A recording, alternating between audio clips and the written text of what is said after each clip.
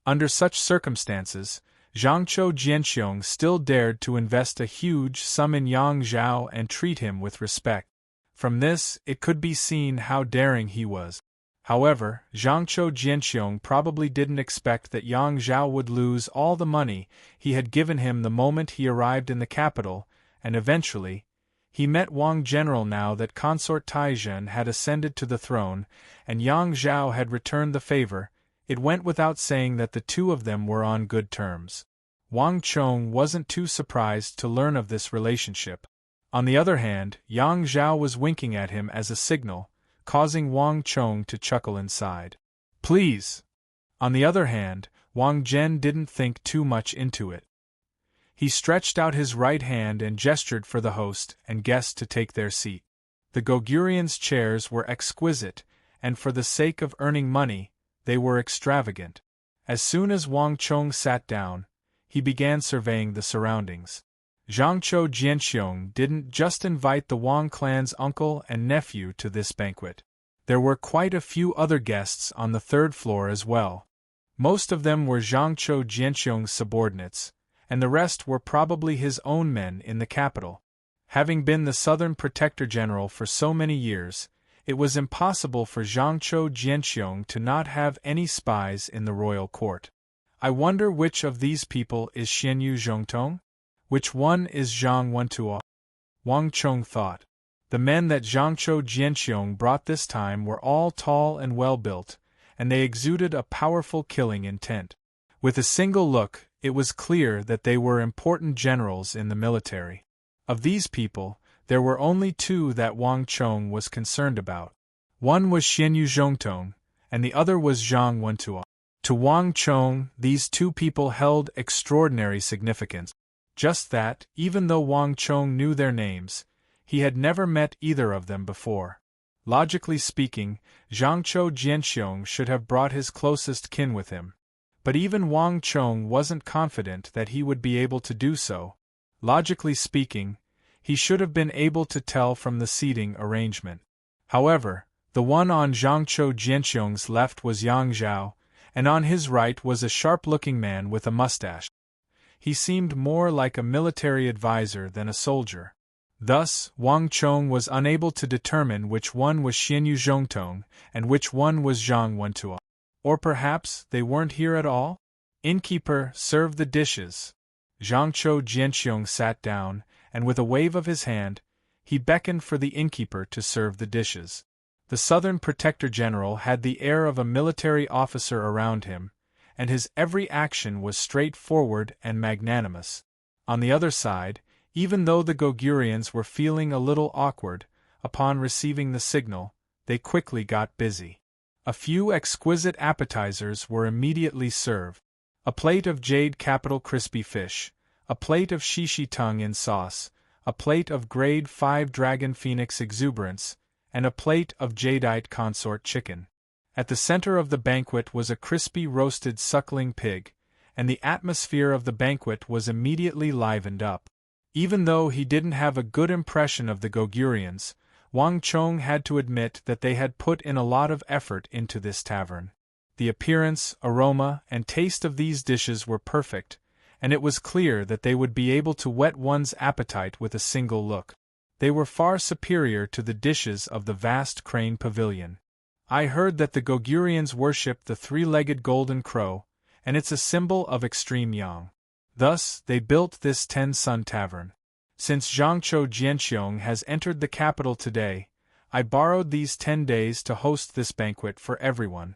I hope that everyone will enjoy themselves to the fullest today. Zhangqiu Jianxiong said. General, you're being too polite. The crowd hurriedly replied.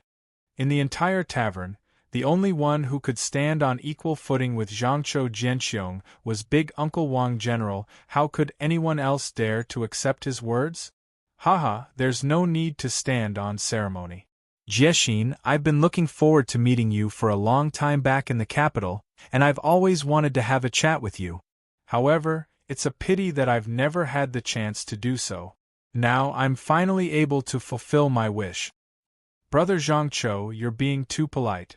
Brother Zhangqiu, you'll have plenty of opportunities to do so in the future. Wang Zhen replied respectfully, a rare sight to behold. Such was the way of the bureaucracy. Zhangzhou Jianxiong was a general in the past, but once he became the Minister of War, he would no longer be the same. The two of them would have many opportunities to interact in the future.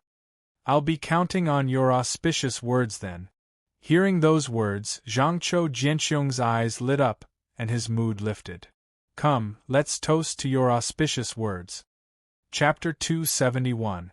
After drinking a cup of wine, the relationship between the two sides immediately became much more harmonious. This was the first time Wang Chong was meeting Zhangzhou Jianxiong, but Big Uncle Wang Zhen was different.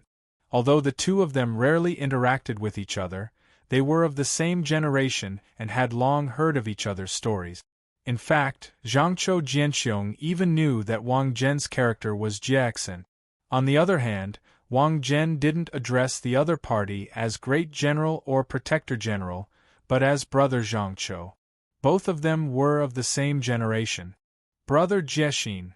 Zhangzhou Jianxiong put down his cup and said sincerely, in front of Brother Jiexin, there is no need for me to hide anything. After living by the borders for several decades, Zhangzhou also wished to move to another place. There are many prestigious clans in the capital, and Brother Jiexin is an influential official in the royal court. Zhangzhou hopes that he can sit in the selection for the Minister of War, and he hopes that Brother Wang can give him some pointers. Zhangzhou will be eternally grateful. Those words immediately silenced the entire third floor. All eyes turned to Wang Chang's big uncle. Soldiers tended to get straight to the point. Even though Zhangzhou Jianxiong was ambitious, he was no exception. One of the goals of this banquet was to befriend Wang Zhen and establish a connection with the Wang clan. However, what Zhangzhou Jianxiong was most concerned about was the matter regarding the Minister of War. Brother Zhangzhou is exaggerating. Wang Zhen stroked his beard with a contemplative expression. He wasn't surprised by Zhangzhou Jianxiong's question at all. Wang Zhen had already expected Zhangzhou Jianxiong to ask such a question. Brother Zhangzhou has made great contributions to the Tang dynasty by stabilizing Jiannan. With such qualifications, you are more than qualified to enter the Bureau of Military Personnel. Based on my experience, Brother Zhangzhou only has a 40% chance of entering the Central Court. 40%. Zhangzhou Jianxiong's eyes flickered with disappointment. Even with a 40% chance, it was still not enough to enter the Middle Garden. This wasn't what Zhangzhou Jianxiong wanted to hear, but he also knew that Wang Zhen was an influential official of the royal court. There was no way he would lie to him on such matters. This was also the reason why he treated Wang Zhen with such respect. Only 40%? Could Brother Jiexin please advise me on what to do in the future? Zhangzhou will definitely repay you in the future. Zhangzhou Jianxiong said earnestly. This Zhangzhou Jianxiong's thoughts are more urgent than I thought. Wang Chong looked on coldly and thought to himself. An existence of Zhangzhou Jianxiong's level was a man of his word. Since he had made such a promise, he would definitely fulfill it in the future. Such words could have been spoken in private, but Zhang Xian could see how anxious Zhangzhou Jianxiong was. Perhaps he had waited for too long, or perhaps he knew that this was his last chance. Wang Chong could sense that Zhangzhou Jianxiong was already willing to go all out for the position of Minister of War. To think that I was still thinking that there might be a slim chance of keeping Zhangzhou Jianxiong in Jiannan, but it seems like it's impossible now. Wang Chong thought to himself. Zhangzhou Jianxiong was the guardian of the southeast of the empire, and a large part of what happened in the future was due to the iron-willed Protector General Zhangzhou Jianxiong leaving Jiannan to take over the central court. Without a powerful figure like Zhangzhou Jianxiong to suppress him, Jiannan would be left empty, and powerful foes like Mengshi Zhao and Uzun would have to deal with. Zhangzhou Jianxiong's transfer to the central court was a blessing for him, but the departure of Uzun and Mengshi Zhao gave them an opportunity to strike. Zhangzhou Jianxiong was a powerful commander in the military, but his ambition for power was his greatest weakness. Even so, there was nothing Wang Chong could do about it. People strive for higher places, and water flows to lower places. This is human nature. Zhangqiu Jianxiong had already made up his mind to leave Jiannan, and there was nothing Wang Chong could do about it. Wang Chong could only sigh. "Brother Zhangqiu, it's best for you to keep a low profile this time around," Wang Zhen said as he stroked his beard. Wang Zhen stroked his beard. His face remained impassive, but his eyes shone with the wisdom of politics. "Brother Zhangqiu, do you know where the greatest obstacle to your advancement comes from? Qingqi? The Yao clan?" Zhangqiu Jianxiong probed. He had already communicated with the two clans, and regardless of whether it was the Yao clan or Qingqi, they had expressed their support for his ascension to the central court. If Wang Zhen were to say that it was Qingqi and the Yao clan, he would never have believed it. But that was precisely where the problem lay. There was no one who objected to his ascension to the capital, but the matter had yet to be settled. That's not it. How could it be them? Wang Zhen chuckled as he picked up the wine cup on the table and took a sip. It's Fomin Linta, Gao Xianji, Geshu Han, and the other generals in the army, including the Anong Protector General, Zhang Shogue. Upon hearing this answer, Zhangqiu Jianxiong and his subordinates from Jiannan were taken aback. Even Wang Chong was taken aback. He had only heard of the happenings in the royal court, but he didn't pay much attention to it. The matter regarding Zhangqiu Jianxiong had indeed dragged on for quite some time. In Wang Chong's opinion, it was likely that the various powers in the royal court were unwilling to allow an outsider like Zhangqiu Jianxiong to enter the capital. But Big Uncle Wang Zhen's words provided another explanation. Although Wang Chong was surprised at first, he quickly understood what was going on after some thought. "Brother Zhangqiu, think about it. They are all protector generals and great generals of the Tang dynasty, but in terms of aptitude, Fomin Linta, Gao Xianji, Geshu Han, and Zhang Shogue have all contributed greatly to the Tang dynasty. If Brother Zhangqiu can ascend to the central court, doesn't that mean that Fomin Linta and the others can do the same?" Wang Zhen stroked his beard. The affairs of the royal court weren't as black and white as they could be.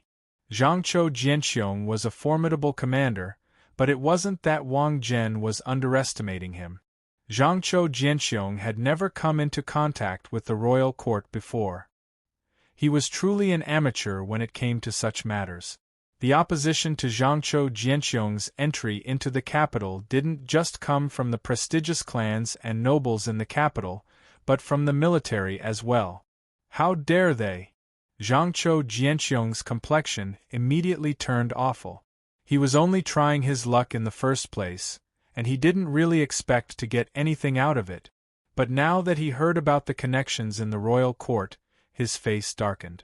If it was just the opposition from the capital, he could just walk around with his status as the Southern Protector General, and everyone would have to give him some face. Zhangqiu Jianxiong was confident that he could persuade them. The advantage of not coming into contact with the royal court for a long time was that he had never offended anyone in the royal court. But if the opposition came from the military, from the likes of the Western Protector General, Qixi Protector General, and Big Dipper Army Commander Geshu Han, then it would be impossible for him to ascend to the central court. In terms of experience and contributions, these people didn't pale in comparison to him at all. Before Wang Zhen, Yao Guangyi, and the others, he could still talk about his contributions, but before the likes of Fomin Linta, there was really nothing he could say. Furthermore, due to the long period of peace in Jiannan, in some aspects, Zhangqiu Jianxiong was even inferior to them. "Lord Wang, is there really no other way?" Yang Zhao asked anxiously. This time, even he couldn't sit still anymore. Even though these were just Wang Zhen's words, Yang Zhao could immediately tell that there was a high chance that it was the truth of the matter. He had been in the capital for quite some time now, and he had befriended quite a number of officials. Initially, he thought that he was quite familiar with the royal court and the capital of the Tang dynasty. But at this moment, he realized that he still knew nothing about the royal court. Fomenlinta and Gao Xianji have been in the Tang dynasty for many years, and they have connections in the royal court. However, if it's just these few, there's no need for Brother Zhangqiu to worry too much. After all, these few have fatal flaws, and it's impossible for them to compete with Brother Zhangqiu. In the several centuries of history of the Tang dynasty, there has never been a Hu minister of war. Not just the Tang dynasty, there hasn't been one in all of the previous dynasties. The one Brother Zhangqiu should worry about is still the Eastern Protector General, Zhang Shogui. Wang Zhen said. 1. Before the others could react, Zhangqiu Jianxiong and the middle-aged strategist beside him were taken aback, and their faces warped in astonishment. Just like Brother Zhangqiu, Zhang Shogui is a Han, and he's a protector general of the empire. On top of that, he leads an army to suppress the Goguryeo Empire, Khitans, Shi, and the Eastern Turkic Khaganate. His methods are similar to Brother Zhangqiu's, perhaps even more domineering. If Brother Zhangqiu wishes to enter the royal court, he is the one you need to worry about, Wang Zhen said slowly.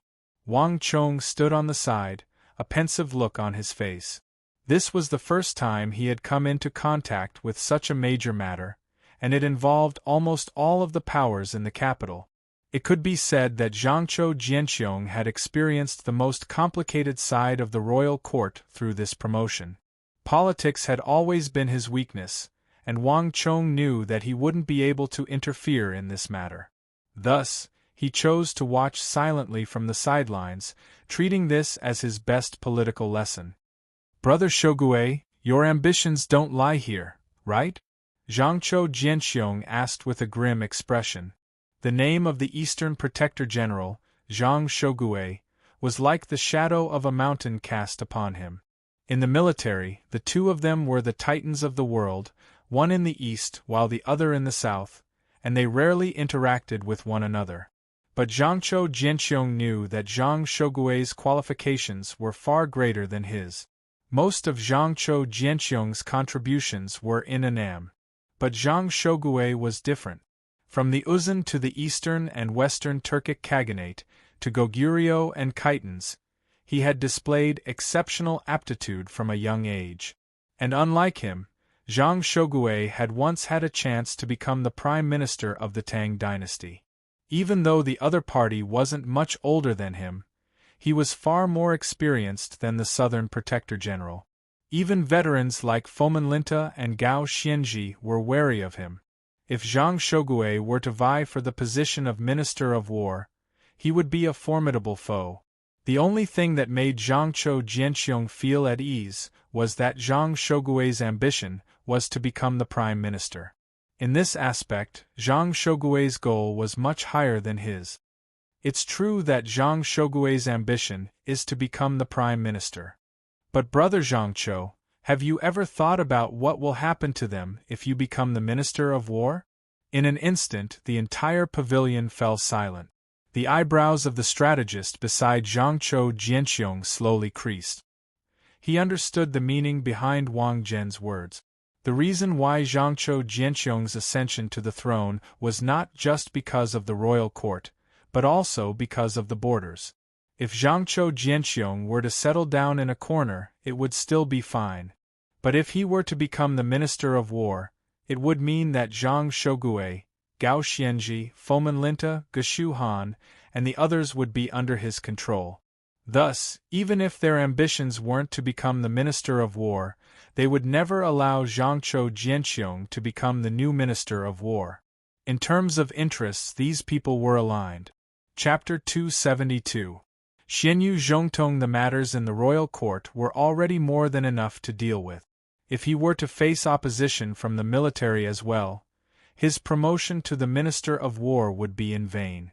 May I know if Brother Jiexin has any plans in mind? Zhangqiu Jianxiong asked. Even though this isn't an easy matter, it isn't entirely hopeless. 10% is with King Qi, 10% is with the Prime Minister, and 40% is with His Majesty. If Brother Zhangqiu can convince His Majesty, This matter will be in the bag. However, before that, it would be best for Brother Zhangqiu not to agitate Fomenlinta, Gao Xianji, and Zhang Shogui. Otherwise, this matter might blow up again. As long as the matter is settled, Brother Zhangqiu will be able to rest easy. Wang Zhen smiled. This was as much as he could offer Zhangqiu Jianqiong. The rest would be up to him. After all, he was the one who was going to be promoted. If even he wasn't determined, no one else would be able to help him. Ha, I understand. Thank you for your guidance, Brother Jiexin. Zhangqiu Jianqiong's eyes lit up, and his furrowed brows smoothed out. He was worried about everything, except the 40% that the Holy Emperor would have. 40% from the Saint King and 40% from his own experience meant that there was an 80% chance of success. There was a good 50% chance that he would succeed. With such thoughts in mind, Zhangqiu Jianqiong shot a glance at Yang Zhao, and the two of them exchanged glances. The heart of a monarch was hard to fathom, and persuading the Holy Emperor would be the most difficult. However, it was actually the easiest for Zhangqiu Jianqiong. The current Holy Emperor was truly doting on Consort Taizhen. In fact, for the sake of Consort Taizhen, he nearly made an enemy out of the entire royal court. As long as Consort Taizhen made a move, the 40% that the Holy Emperor would get wouldn't be a problem at all. Brother Zhangqiu wishes to enter the capital. How are the arrangements in Annan coming along? With the promotion of a Protector General, the borders will be empty, and the handover is no small matter. Brother Zhangqiu can go all out on the front lines, but we mustn't allow anything to go wrong in the rear. Wang Zhen said. The transfer of power at the border was often overlooked, but it was a very important matter. If anything were to happen, Zhangqiu Jianqiong would lose his position as the Minister of War. No matter who pleaded for him, it was useless. Even Consort Taizhen might not be able to do it. Military affairs were no trifling matter. As long as Zhangqiu Jianqiong wasn't the Minister of War yet, he would have to take responsibility for it. I have brought the candidate for the next Southern Protector General. Zhong Tong, stand up and greet Lord Wang. Zhangqiu Jianqiong suddenly turned to a muscular, dark-skinned man on his left and said, Yes, sir. When his name was called, the tall and sturdy black-faced man quickly stood up from his seat. He was a little flustered. This was clearly the first time he had participated in such a gathering. Lord Wang, I am Xinyu Zhongtong. Greetings, Lord Wang. Buzz. As though a massive boulder had fallen on his heart, Wang Chong's body trembled violently. He abruptly turned his head over. So, he's Xinyu Zhongtong. Wang Chong stared at the figure before him as waves of emotions surged in his heart. Other than Zhangqiu Jianqiong, there were two other people whom Wang Chong wanted to meet the most. One of them was Xinyu Zhongtong, and the other was Zhang Wentuo. Wang Chong thought that Xinyu Zhongtong wouldn't be around, but who could have thought that the man who had been drinking with his head lowered would actually be the future Southern Protector General, Xinyu Zhongtong. Wang Chong carefully examined this future Protector General. The general had a dark face and a thick chest, and he had a thick military style, but his expression was wooden and lacking in flexibility. He did not have the air of a great general that Wang Chong had imagined. Is this the successor that Zhangqiu Jianqiong has chosen for himself? Wang Chong shook his head. Every single one of the great generals and protector generals of the Tang dynasty was an outstanding individual. Every single one of these people could take charge of an area on their own, and they could even lead an army on a punitive expedition. But in Xinyu Zhongtong, Wang Chong couldn't see any of this. Putting aside the fact that this Xinyu Zhongtong couldn't compare up to the likes of Fomenlinta, Geshu Han, Gao Xianji, and Zhang Shogui, he couldn't even compare up to Yao Guangyi. At the very least, Yao Guangyi was much more formidable in terms of strategizing and planning than this man before him. Zhongtong's surname is Xiang, but after being an official for so long, everyone has gotten used to calling him Xinyu Zhongtong, forgetting about his real name. In southern, Zhongtong is a veteran who has served under me for many years. Of course, Zhongtong's capability isn't comparable to protector generals like Zhang Shogui and Fomen Linta, but he's a defensive general. I've rehearsed it before, and even if I were to lead the army and launch an all-out assault, it would still be difficult for us to defeat them. After my departure, Zhongtong will be more than sufficient to take over my position. Southern hasn't been in a war for more than a decade now, so what we need isn't offense but defense. Given Zhongtong's capability, regardless of whether it's Uzin's assault or the changes in Arai, he will be more than sufficient to fend them off. Zhangqiu Jianxiong patted Xianyu Zhongtong's shoulder with a gleeful expression. Annan had the 180,000 elites that he had left behind. In addition to Xianyu Zhongtong, a veteran general who was capable of defending the city, even if he were to leave, the city would still be as stable as an impregnable fortress. Zhangqiu Jianxiong was very satisfied with the affairs after his departure, as well as the candidate for the position of Protector General. What Annan needed wasn't an aggressive general, but a defensive general. The more an enterprising person did, the more flaws they would easily reveal. On top of that, an aggressive general would also be ambitious. They wouldn't be content with a single area, and they would be difficult to control. On the other hand, a true defensive general would be able to guard his legacy and loyally carry out the strategies he had left behind when he was still in power. Wang Chong looked on coldly from the side, and the worry in his heart grew heavier. Zhangqiu Jianxiong was the true commander of the empire, the Southern Protector General. He possessed outstanding military capabilities. His choice of Xianyu Zhongtong as his successor wasn't a spur-of-the-moment decision. But this was precisely what Wang Chong was worried about. Zhangqiu Jianxiong only thought that Xianyu Zhongtong was a defensive general, and he was more than capable of guarding the legacy he had left behind. But perhaps not even he could have imagined that there would come a day when Xianyu Zhongtong would have to leave the territory that he knew like the back of his hand and go on the offensive. From a defensive general, he would become a defensive general. If a person who was only skilled in defense were to go on the offensive, the outcome would be obvious.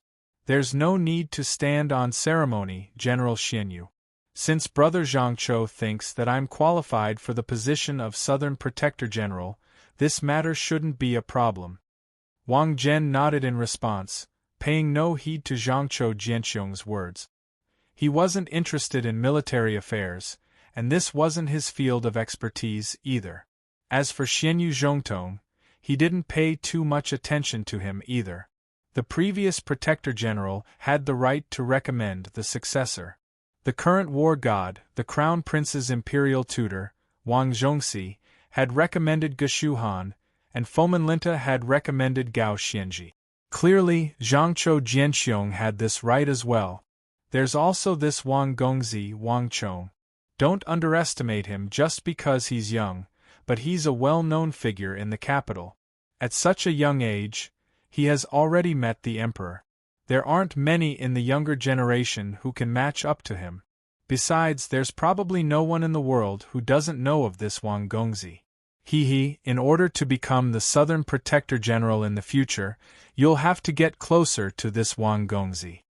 Unexpectedly, after introducing Wang Zhen, Zhangqiu Jianxiong went on to introduce Wang Chong, who was standing beside him. Lord, you're flattering me. Wang Chong is still studying in the Kunwu training camp, and he doesn't have any official position on him yet. I'm not worthy of your praise, Wang Chong hurriedly replied. Regardless of whether it was Zhangqiu Jianxiong or Xianyu Zhongtong, one was the future Minister of War, while the other was the future Southern Protector General. Both of them were influential officials in the military. Wang Chong didn't have any official position on him yet, so how could he dare to accept such a bow? Wang Gongzi, you're too kind. On the other hand, Xianyu Zhongtong didn't think too much about it. Upon hearing Zhangqiu Jianxiong's words, he turned around and bowed respectfully to Wang Chong, causing Wang Chong to feel a little embarrassed. Lord Xianyu is too polite. Wang Chong quickly stood up and returned the greeting. Zhong Tong, Wang Gongzi is an influential figure in the capital. You're not familiar with the bureaucracy, and this is your first time coming into contact with it. If you have any problems in the future, you'll have to consult this young Master Wang. Zhangqiu Jianxiong pointed a finger at Wang Chong said. Ha ha ha, Brother Xianyu, Lord Zhangqiu is right. Young Master Wang is someone who can even persuade the King of Song. It's definitely not a bad idea to get closer to him. Yang Zhao also chimed in from the side. He and Wang Chong were sworn brothers, although this relationship couldn't be revealed to the public. Nevertheless, Zhangqiu Jianxiong was still aware of it.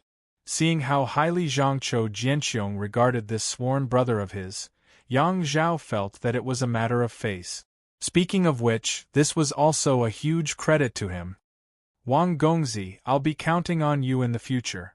Xianyu Zhongtong glanced at Wang Chong and said. Xianyu Zhongtong was a pure martial artist. This was his first time entering the capital, as well as his first time coming into contact with the influential officials of the capital. Even though he had a slow and reserved personality, Xianyu Zhongtong wasn't a fool. The young man on the other side came from a family of ministers and generals. Just this background alone was enough to surpass many others, and it wouldn't be a problem for him to be conferred a noble title in the future. Not to mention, this young man was a rare genius. Xianyu Zhongtong knew that the reason why the Protector General was able to enter the capital was due to this low-profile young man. Ha ha, we're all brothers, there's no need to stand on ceremony.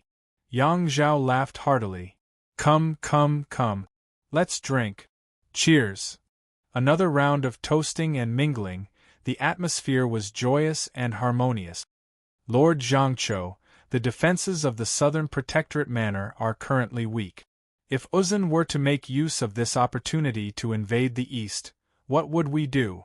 Will the southern protectorate manor be able to withstand him? All of a sudden, a discordant voice sounded. In an instant, the entire tavern fell silent. However, when they saw the ignorant person speaking, Yang Zhao, Wang Zhen, and Xianyu Zhongtong were stunned. Wang Gongzi. Zhangqiu Jianxiong looked at Wang Chong with a slight frown. He didn't expect it to be Wang Chong. Chonger, what are you doing? Lord Zhangqiu is the Southern Protector General. Haven't you considered this matter? Do I need you to tell me? Wang Zhen reprimanded sternly. Wang Chong's words were extremely offensive. To put it mildly, he was disrespecting Zhangqiu Jianxiong. But to put it mildly, he was cursing Zhangqiu Jianxiong. Zhangqiu Jianxiong was brimming with ambition for this trip to the capital. Wang Chong's words were taboo, cursing Zhangqiu Jianxiong's misfortune. Wang Chong stared unblinkingly at Zhangqiu Jianxiong with a fiery gaze. He knew that his big uncle was reminding him that he had gone overboard with his word. But Wang Chong had no intention of backing down. It was impossible for him to stop Zhangqiu Jianxiong now. He had already made up his mind to enter the Bureau of Military Personnel, and anyone who dared to stop him would be his enemy. Xianyu Zhongtong's position as the future Southern Protector General was already set in stone. Zhangqiu Jianxiong had thought deeply before deciding on this candidate, so there was no way he would allow anyone to change his mind. All possibilities were sealed. Wang Chong could only try to use his own methods to change his fate. This kind of method might offend some people and make some people feel unhappy. But Wang Chong had no choice but to do it. Fate had already delivered an opportunity to him. Zhangqiu Jianxiong, Xianyu Zhongtong, Yang Zhao, and all of the generals of Jiannan. Chapter 273. Hee, it's fine. Waving his hands, Zhangqiu Jianxiong suddenly burst into laughter and stopped Wang Zhen, so Wang Gongzi is interested in military affairs as well. But then again, how could the younger brother of a general not be interested? It'll only benefit him in the future.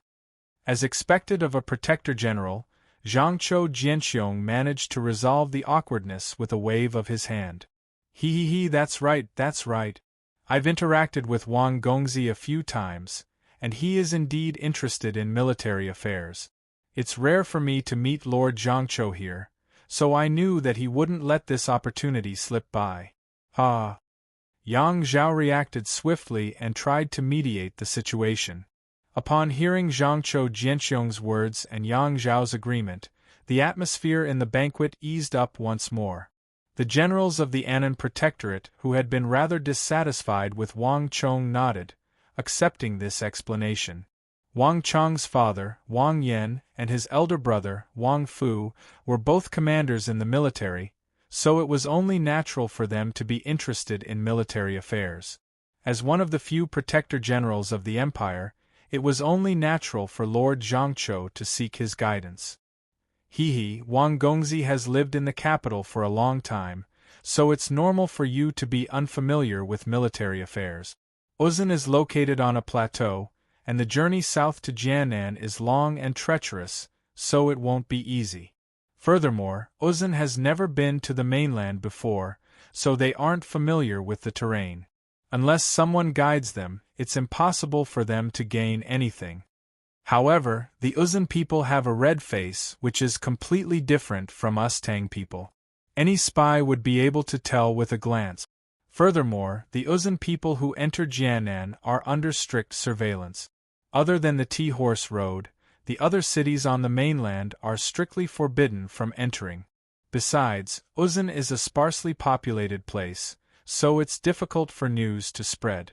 To put it bluntly, only you and I know that we have entered the capital, but the Uzan people might not know about it.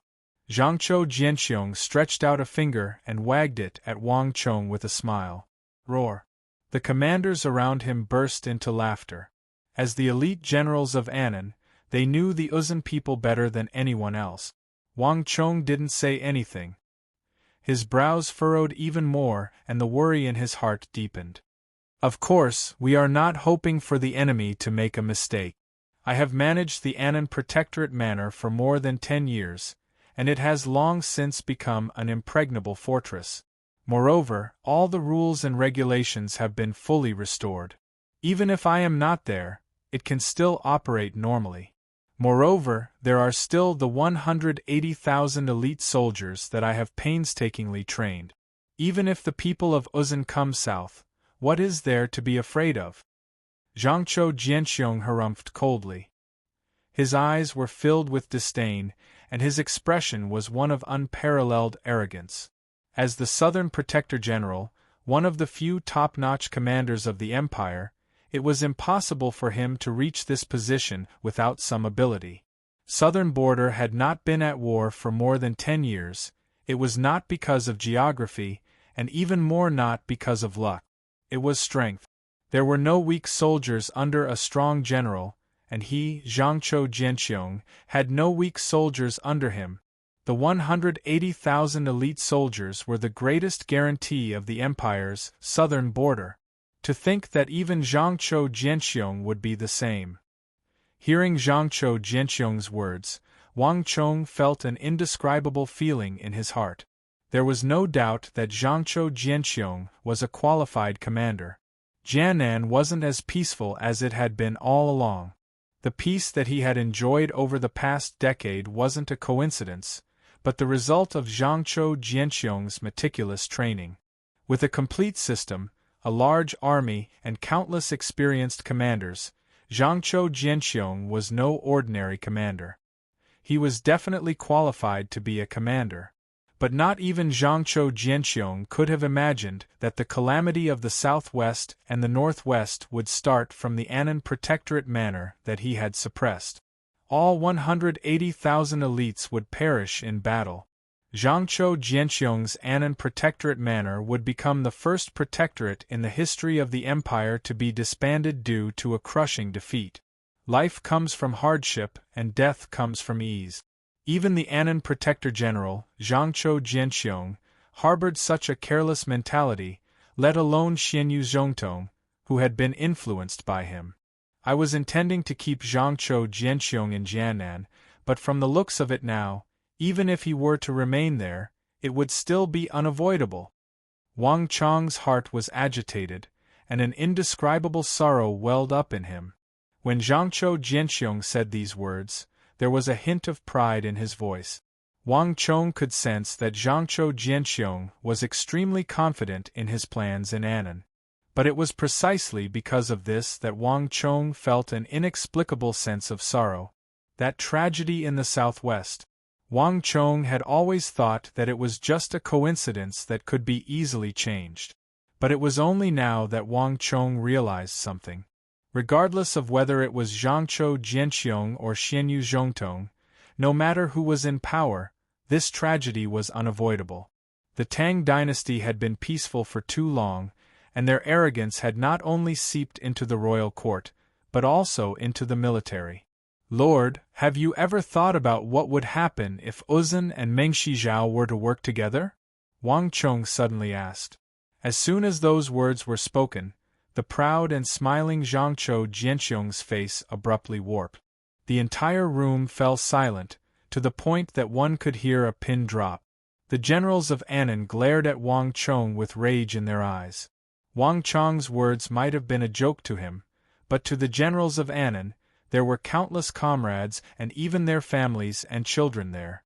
It was the place where they belonged for the rest of their lives. Wang Chong's joke wasn't funny at all. Isn't Wang Gongzi going a little overboard? The middle-aged scholar beside Zhangqiu Jianxiong stroked his mustache and said, Hee Wang Gongzi, it's fine if you don't go overboard. Let's eat. Let's eat. Yang Zhao hurriedly tried to mediate the situation. He was perplexed. This sworn brother of his had always been a playboy with an outstanding disposition. But for some reason, he felt as though he had turned into a completely different person, asking about such sensitive matters. He was intending to matchmake Zhangqiu Jianxiong with the Wang clan, a clan of ministers and generals in the capital. However, if this were to continue, the banquet might not be able to proceed any further, and everyone ended up parting on bad terms. Meng Shizhao has just swept through Arai and conquered the other 5 Zhao kingdoms. King Zheluofeng is in high spirits and is at the peak of his ambitions. I heard that the great Tang's decree, Meng Shizhao, is about to launch an attack. On the other hand, Uzun is currently building up his army, training a large number of cavalrymen, and purchasing steel. He has already amassed a force of 300,000 cavalrymen. Building up his army and expanding his army? If he doesn't have any ulterior motives, why would he do so? Annan is situated in the crevice between Uzun and Meng Shizhao, and both sides are countries of tigers and wolves.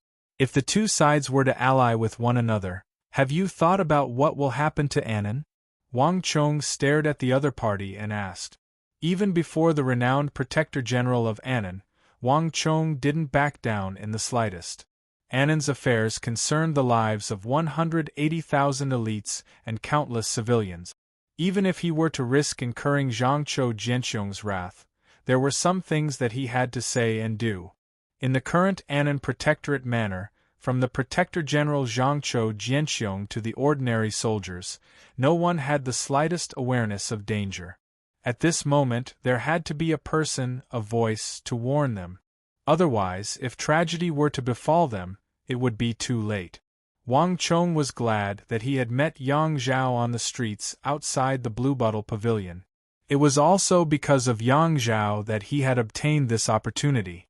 The reason why he had rushed to this banquet instead of cultivating on the spirit vein wasn't to curry favor with Protector General Zhangqiu Jianxiong, nor was it to rope in the generals of Annan. Rather, it was for this opportunity, an opportunity to speak before the generals of Annan. Even if he were to incur Zhangqiu Jianxiong's hatred, it didn't matter to him. Chong'er. Wang Zhen glanced at his nephew, and a hint of worry flashed across his eyes. Before this banquet, he did warn Wang Chong not to get too close to them, lest he brought trouble upon himself. But now Wang Chong was standing on the opposite side of Zhangqiu Jianxiong. Wang Zhen wasn't worried about Zhangqiu Jianxiong. After all, he had come from a clan of generals and ministers for several generations. Even if Zhangqiu Jianxiong had some grudges against him, he wouldn't be able to do anything to the Wang clan. What Wang Zhen was worried about was Wang Chong. He could sense that there was something amiss with Wang Chong at the moment. Brat, what nonsense are you spouting? Is this how you speak to an adult? Don't think that you're Duke Jiu's descendant. Don't go overboard. At the banquet, the generals of the Annan Protectorate Manor couldn't hold themselves back any longer. Their faces darkened, and they looked incredibly awful. It should have been a joyous occasion for the Protector General to invite them to a banquet out of goodwill. Yet, this young master of the Wang clan didn't know what was good for him. It was one thing for him to say that Uzun would launch an attack at any time, but now, he was saying that Uzun and Meng Shizhao would work together to attack the Annan Protectorate Manor. This was too much. Were they thinking that the Annan Protectorate Manor was too peaceful? Lord Wang, we respect you as an influential official of the royal court, but what do you mean by this? Are you trying to humiliate Lord Wang? Wang Chong was too young, and it wasn't appropriate for them to get angry with him. Thus, many of them vented their frustrations on Wang General. Those who didn't know what was going on might even think that it was Wang Zhen's doing. Shut your mouths. At that moment, Zhangqiu Jianxiong's expression turned cold. He raised a few fingers and shouted at his subordinates to stop. As the Annan Protector General, he couldn't possibly be so magnanimous and magnanimous. Contrary to everyone's expectations, not only did Zhangqiu Jianxiong not get angry, he even had a contemplative look on his face. Initially, Zhangqiu Jianxiong thought that the lad before him was intentionally making a fuss, but when he heard the latter half of Wang Chong's words, he didn't get angry at all, because what Wang Chong said was the truth. His spies had just received intelligence that the 7th Emperor of the Uzun Empire was currently training his troops by the Qinghai Lake, recruiting the herdsmen and training the cavalry. On the other hand, Meng Shizhao's Jelifeng was indeed growing more and more arrogant and disrespectful toward the Tang dynasty. This was something he could sense more clearly than anyone else. Meng Shizhao was a vassal state of the Tang dynasty. In the past, Jelifeng still had some respect for him, but now there were many orders that even he couldn't carry out anymore. He was only pretending to obey them. The latest news he received was that Jelifeng had just dismissed the Prime Minister and other officials who were close to the Tang dynasty in Meng Shizhao, and he had recently promoted a few youths and warmongers from Meng Shizhao. This wasn't good news for the Annan Protectorate Manor. It was clear that Meng Shizhao and the Uzun Empire were disloyal to the Tang dynasty. However, it just so happened that Zhangqiu Jianxiong wanted to enter the Bureau of Military Personnel, and he wanted to leave this matter to his successor. Yet, he didn't expect a 15-year-old lad from the Wang clan to expose this matter before him. Has the Wang clan's intelligence network reached such a level? In that instant, Zhangqiu Jianxiong shot a deep glance at Wang Chong as countless thoughts flashed across his mind. A moment later, Zhangqiu Jianxiong's gaze fell on Wang Zhen, who was standing beside Wang Chong. In his heart, Zhangqiu Jianxiong still found it hard to believe that the words he had just spoken were the idea of a young lad like Wang Chong. In the depths of his heart, Zhangqiu Jianxiong was more willing to believe that it was Wang Zhen's idea. Wang Zhen's silence further confirmed his conjecture. Wang Zhen is an influential official of the royal court, and he has the right to enter the royal palace to meet with the emperor. For him to say those words through the mouth of his nephew, it can't be without reason. Could it be that this is the will of the holy emperor? Zhangqiu Jianxiong thought. What he didn't know was that he had guessed wrongly. All of this was Wang Chong's own idea. Wang Zhen's trust in this nephew of his had reached a level that made one's hair stand on end. It wasn't just him. The king of Song was the same as well. Thus, even though he didn't know why Wang Chong would do such a thing, once Wang Chong did something, neither Wang Zhen nor the king of Song would stop him, because they knew that this child would never do something without a motive. Chapter 274. Thinking that Wang Chong's words came from Wang Zhen, Zhangqiu Jianxiong dared not let his guard down.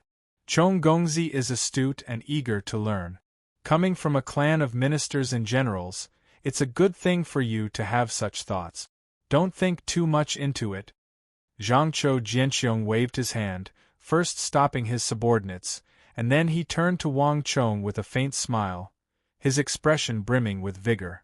Meng Shizhao and Uzun aren't the first geniuses to appear in the empire, but does Chong Gongzi know that the situation you speak of has never happened before? Meng Shizhao and Uzun are from the Arai and the Highlands respectively. They are of different languages, races, and even their skin colors are different. Furthermore, our Central Plains Tang dynasty is like a sharp knife that separates them. From the start to the end, the two countries have never had the chance to interact with one another, needless to say, ally with one another. The hearts of men are filled with suspicion. Even two hands are unable to coordinate with one another, needless to say, two empires. Furthermore, with such a massive army, who will command whom? Who will be the leader and who will be the subordinate? Chong Gongzi has never been on the battlefield, so it's understandable that you aren't aware of the affairs of the military. Zhangqiu Jianxiong tapped his index finger lightly on the table. As the Southern Protector General, he couldn't be any more familiar with Uzun and Meng Shizhao. If Uzun and Meng Shizhao intend to attack the Central Plains together, they must mobilize at least 200,000 soldiers each. How are they going to command an army of 400,000? What's the timing? How are they going to mobilize and coordinate their movements? Chong Gongzi, you're still young, so don't underestimate these matters. An army of several 100,000 isn't just a few hundred or a few thousand. How can they be mobilized so easily?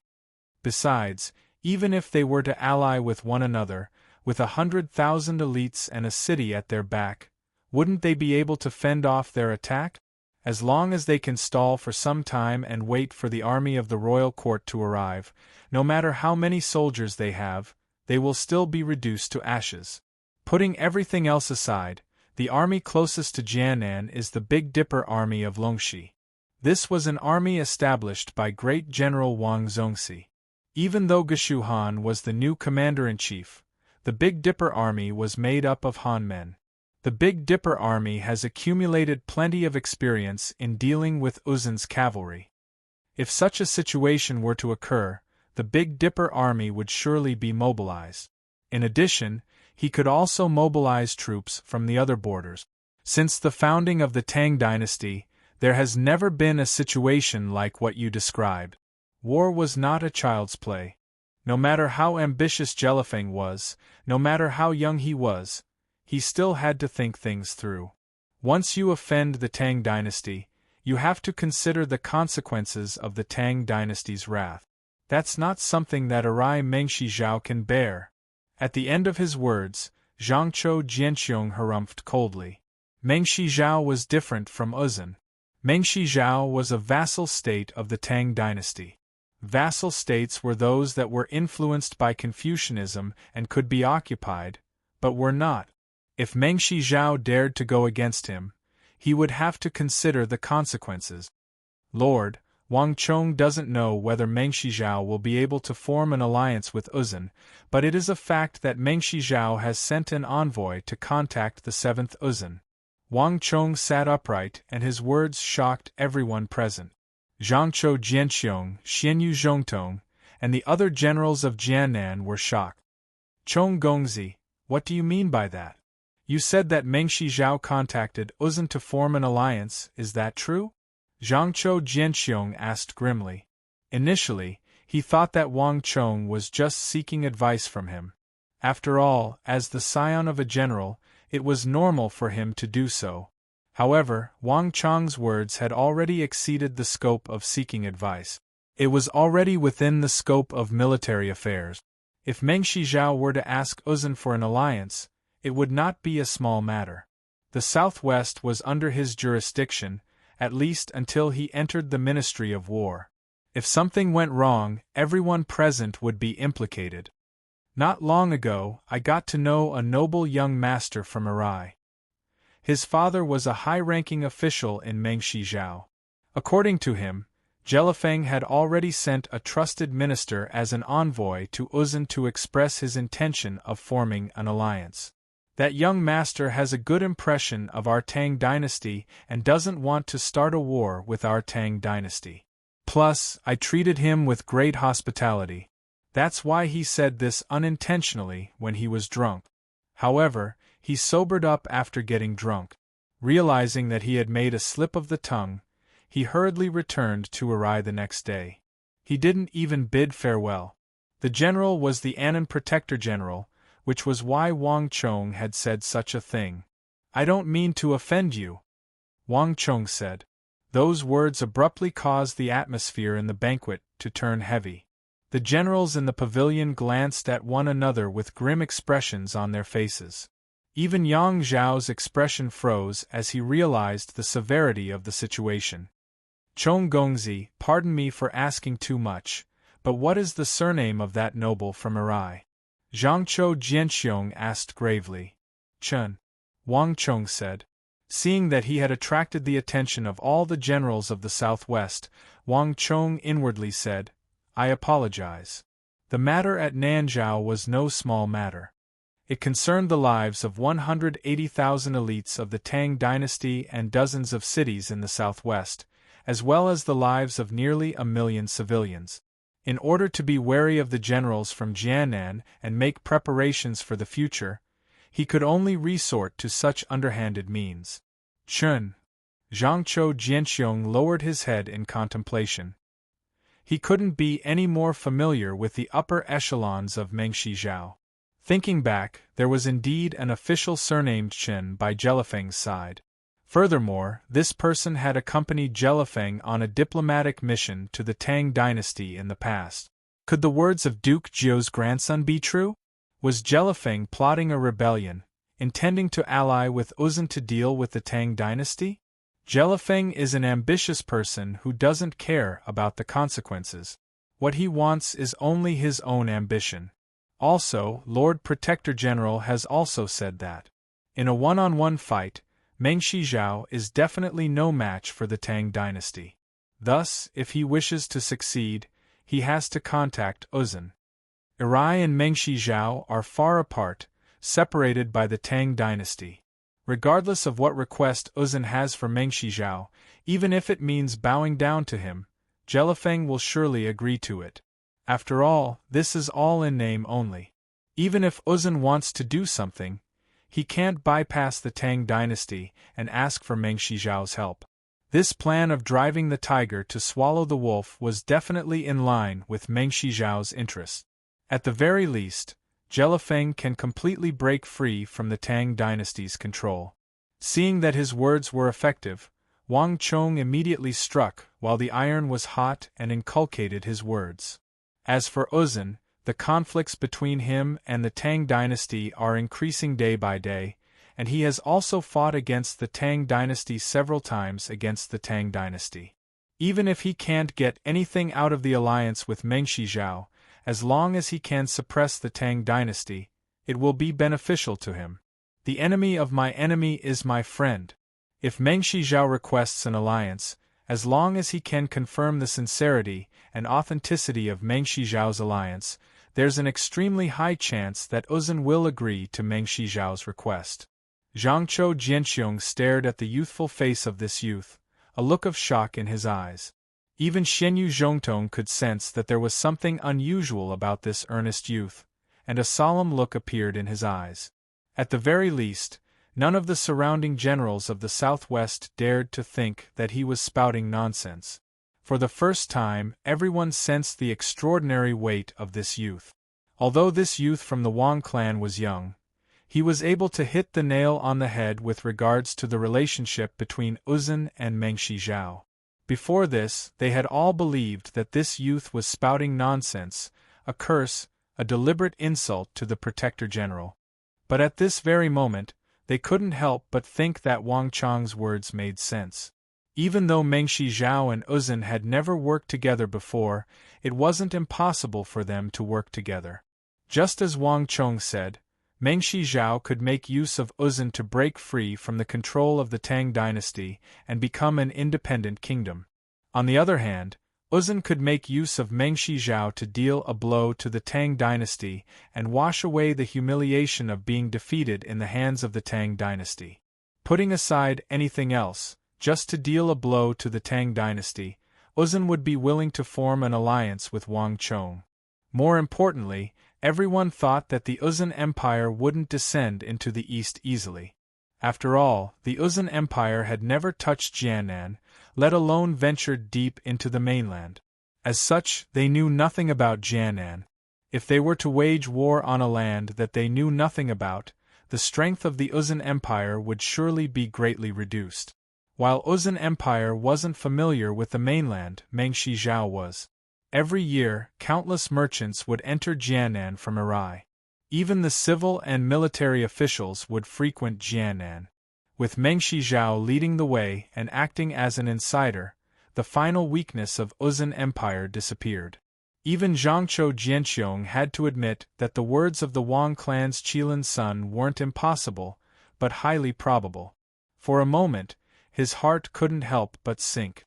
Slowly raising his head, he glanced at the young man before him, and the feeling in his heart suddenly changed. Before coming to the capital, Zhangqiu Jianxiong had heard of this young man's reputation. In the regional commander's incident, this young man was undoubtedly the center of attention, and he had stirred up the hearts of many generals in the military. However, hearing about it was one thing, and experiencing it for himself was another. Even though he had helped Wang Chong in the regional commander's incident, his impression back then was that the young man was fearless, and the conflict between the Hu and Han was indeed in line with his interests. However, the current situation was completely different. The southwest was his territory, and regardless of whether it was Meng Shizhao of Arai or Uzun of the west, Zhangqiu Jianxiong knew them like the back of his hand. Yet, this young man was able to dominate his territory, and yet, he was still able to hit the nail on the head. For the first time, Zhangqiu Jianxiong felt that he had underestimated the young man. The reason why he was able to host this banquet at the Ten Sun Tavern was due to Wang Chong's help. But more than that, it was because Wang Chong was Duke Jiu's grandson and nephew. It was because of the prestigious identity behind him. But all of a sudden, Zhangqiu Jianxiong realized that he was wrong. Even if the young man before him was stripped of his prestigious background and his identity as Wang Zhen's nephew, his talent was still dazzling. It can't be a coincidence that this young man is able to attract the attention of so many people. Unknowingly, everyone in the Annan West Protector General's attitude toward Wang Chong had undergone a subtle change, becoming one that was filled with respect. Chapter 275. Zhongtong, did you hear Wang Gongzi's words? Reining in his thoughts, Zhangqiu Jianxiong turned to look at Xianyu Zhongtong by the side. Zhangqiu Jianxiong didn't dare to underestimate the young man before him. Yes, Lord Protector General. Xianyu Zhongtong stood up and replied respectfully. After we return, conduct a strict check on the borders of Arai. All of the merchants traveling between Meng Shizhao and Uzun are to be monitored, especially those traveling along the Tea-Horse Road. All official documents are to be checked, and those without official documents are strictly prohibited from entering or leaving. After I enter the Bureau of Military Personnel, you will be the Southern Protector General. You must heed Wang Gongzi's words. You mustn't allow any chance of an alliance between Meng Shizhao and Uzun. Zhangqiu Jianxiong said. I understand. I'll use a flying kite to contact the generals in Jiannan and have them keep a tight watch on the borders. Xianyu Zhongtong said. We can't afford to lose anything in Annan. Once the matter here is settled, you should return to Jiannan. Zhangqiu Jianxiong said. Reaching this step was already his limit. It was impossible for him to guard the entire area to the south of the Jianghu Pavilion. If Jelifeng really wanted to form an alliance with Uzun, there was nothing he could do about it. But deep in his heart, Zhangqiu Jianxiong still believed that even if Meng Shizhao wanted to form an alliance with Uzun, the matter wouldn't be as simple as it seemed. What Wang Chong said wasn't impossible, but it wasn't guaranteed to happen. Besides, the Tang dynasty wasn't one to be trifled with. With the advantage of geographical advantage, the Tang dynasty wouldn't be at a disadvantage. Looking at Zhangqiu Jianxiong and Xianyu Zhongtong speaking, Wang Chong wanted to say something, but he hesitated. Until now, Zhangqiu Jianxiong still thought that the 180,000 elites of the Annan Protectorate Manor had a city to rely on. However, Wang Chong could not tell him that the future was not the 180,000 elites of the Tang dynasty sitting in the city waiting for Mengshi Zhao and Uzun to attack. On the contrary, due to a special reason, the 180,000 elites of the Annan Protectorate left the territory they were familiar with and were completely wiped out. Wang Chong couldn't say any of this out loud. It wasn't just because of the Fate Stone's restrictions. Wang Chong couldn't possibly reveal this information in advance, and even if Wang Chong did say it, no one would believe him.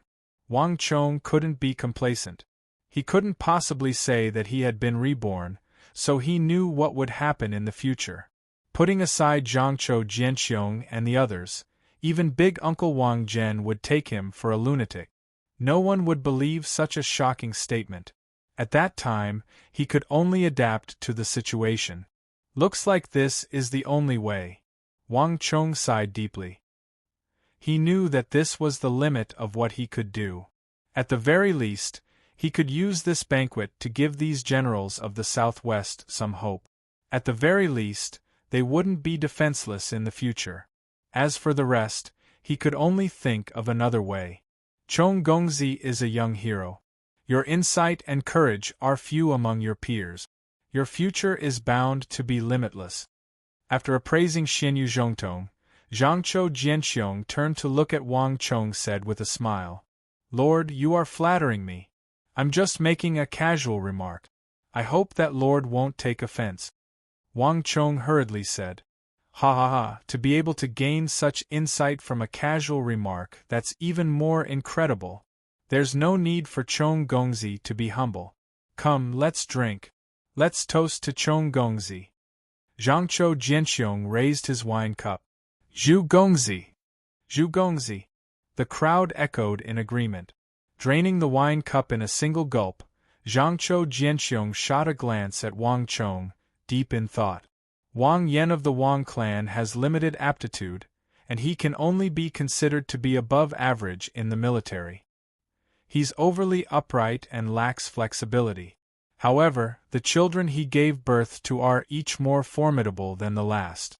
It's one thing for the eldest son, Wang Fu, to have such insight at such a young age is truly astonishing.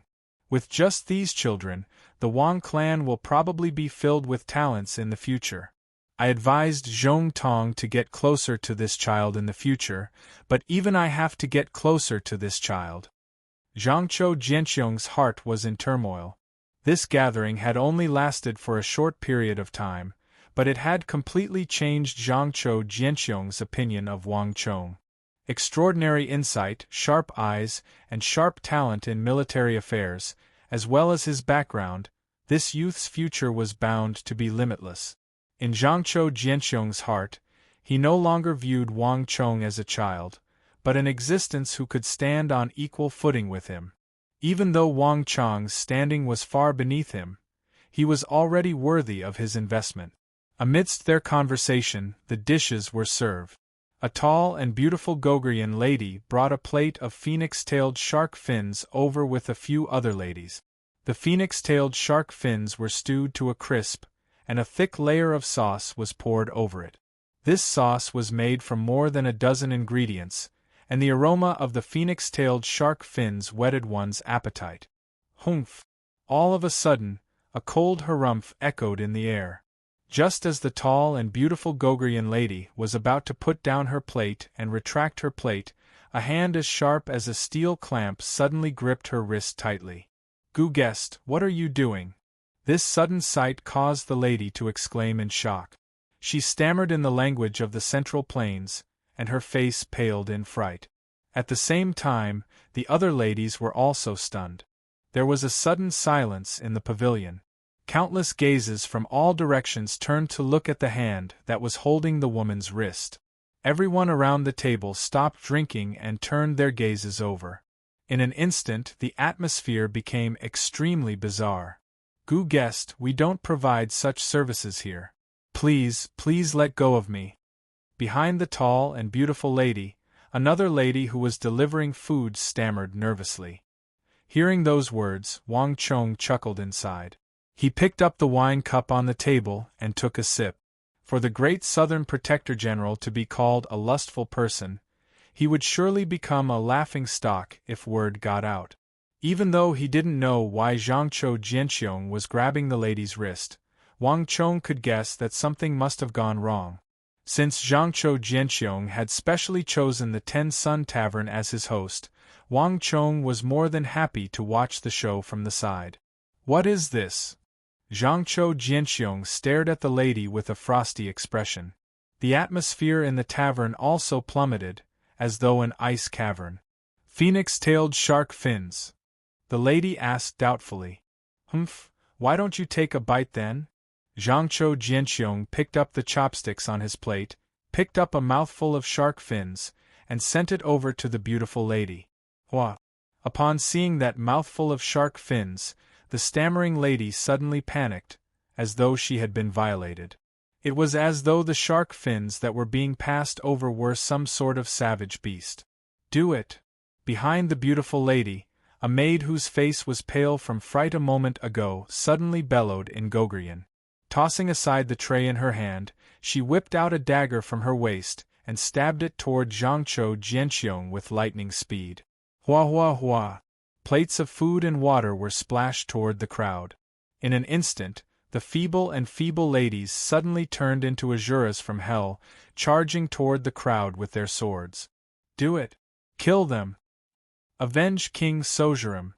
Kill all of these Tang people! Leave none alive!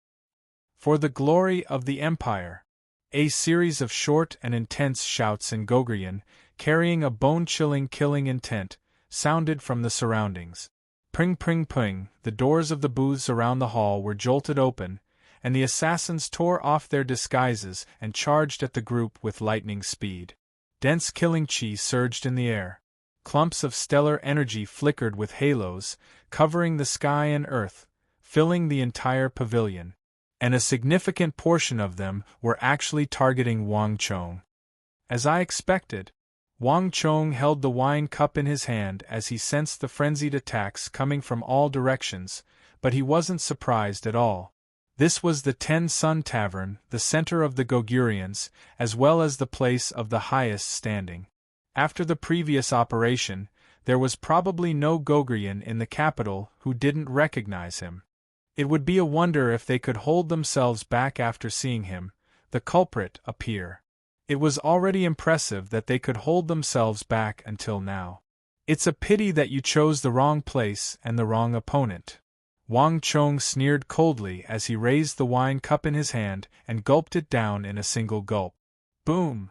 Almost at the same moment that Wang Chong raised his wine cup and gulped it down, boom! There was a flash of light, and a surge of golden stellar energy, pure and majestic, gushed forth. In that instant, the halo dissipated, and time seemed to have frozen. Other than Wang Chong and the others, everyone else froze in midair, maintaining the posture they were in before the attack. "You overestimate yourself!" An indiscernible cold harumph sounded in their ears, and in the next instant, with a loud explosion, the waitress, the assassins, and everyone else was blasted into smithereens. A rain of blood and bones rained down from the sky, but not a single one of them came close to the group. Who? The wind was vast and mighty, and sand and stones flew everywhere. In an instant, all of the blood rain, along with the skeletal remains, was pushed out, breaking through the pavilion and scattering onto the street.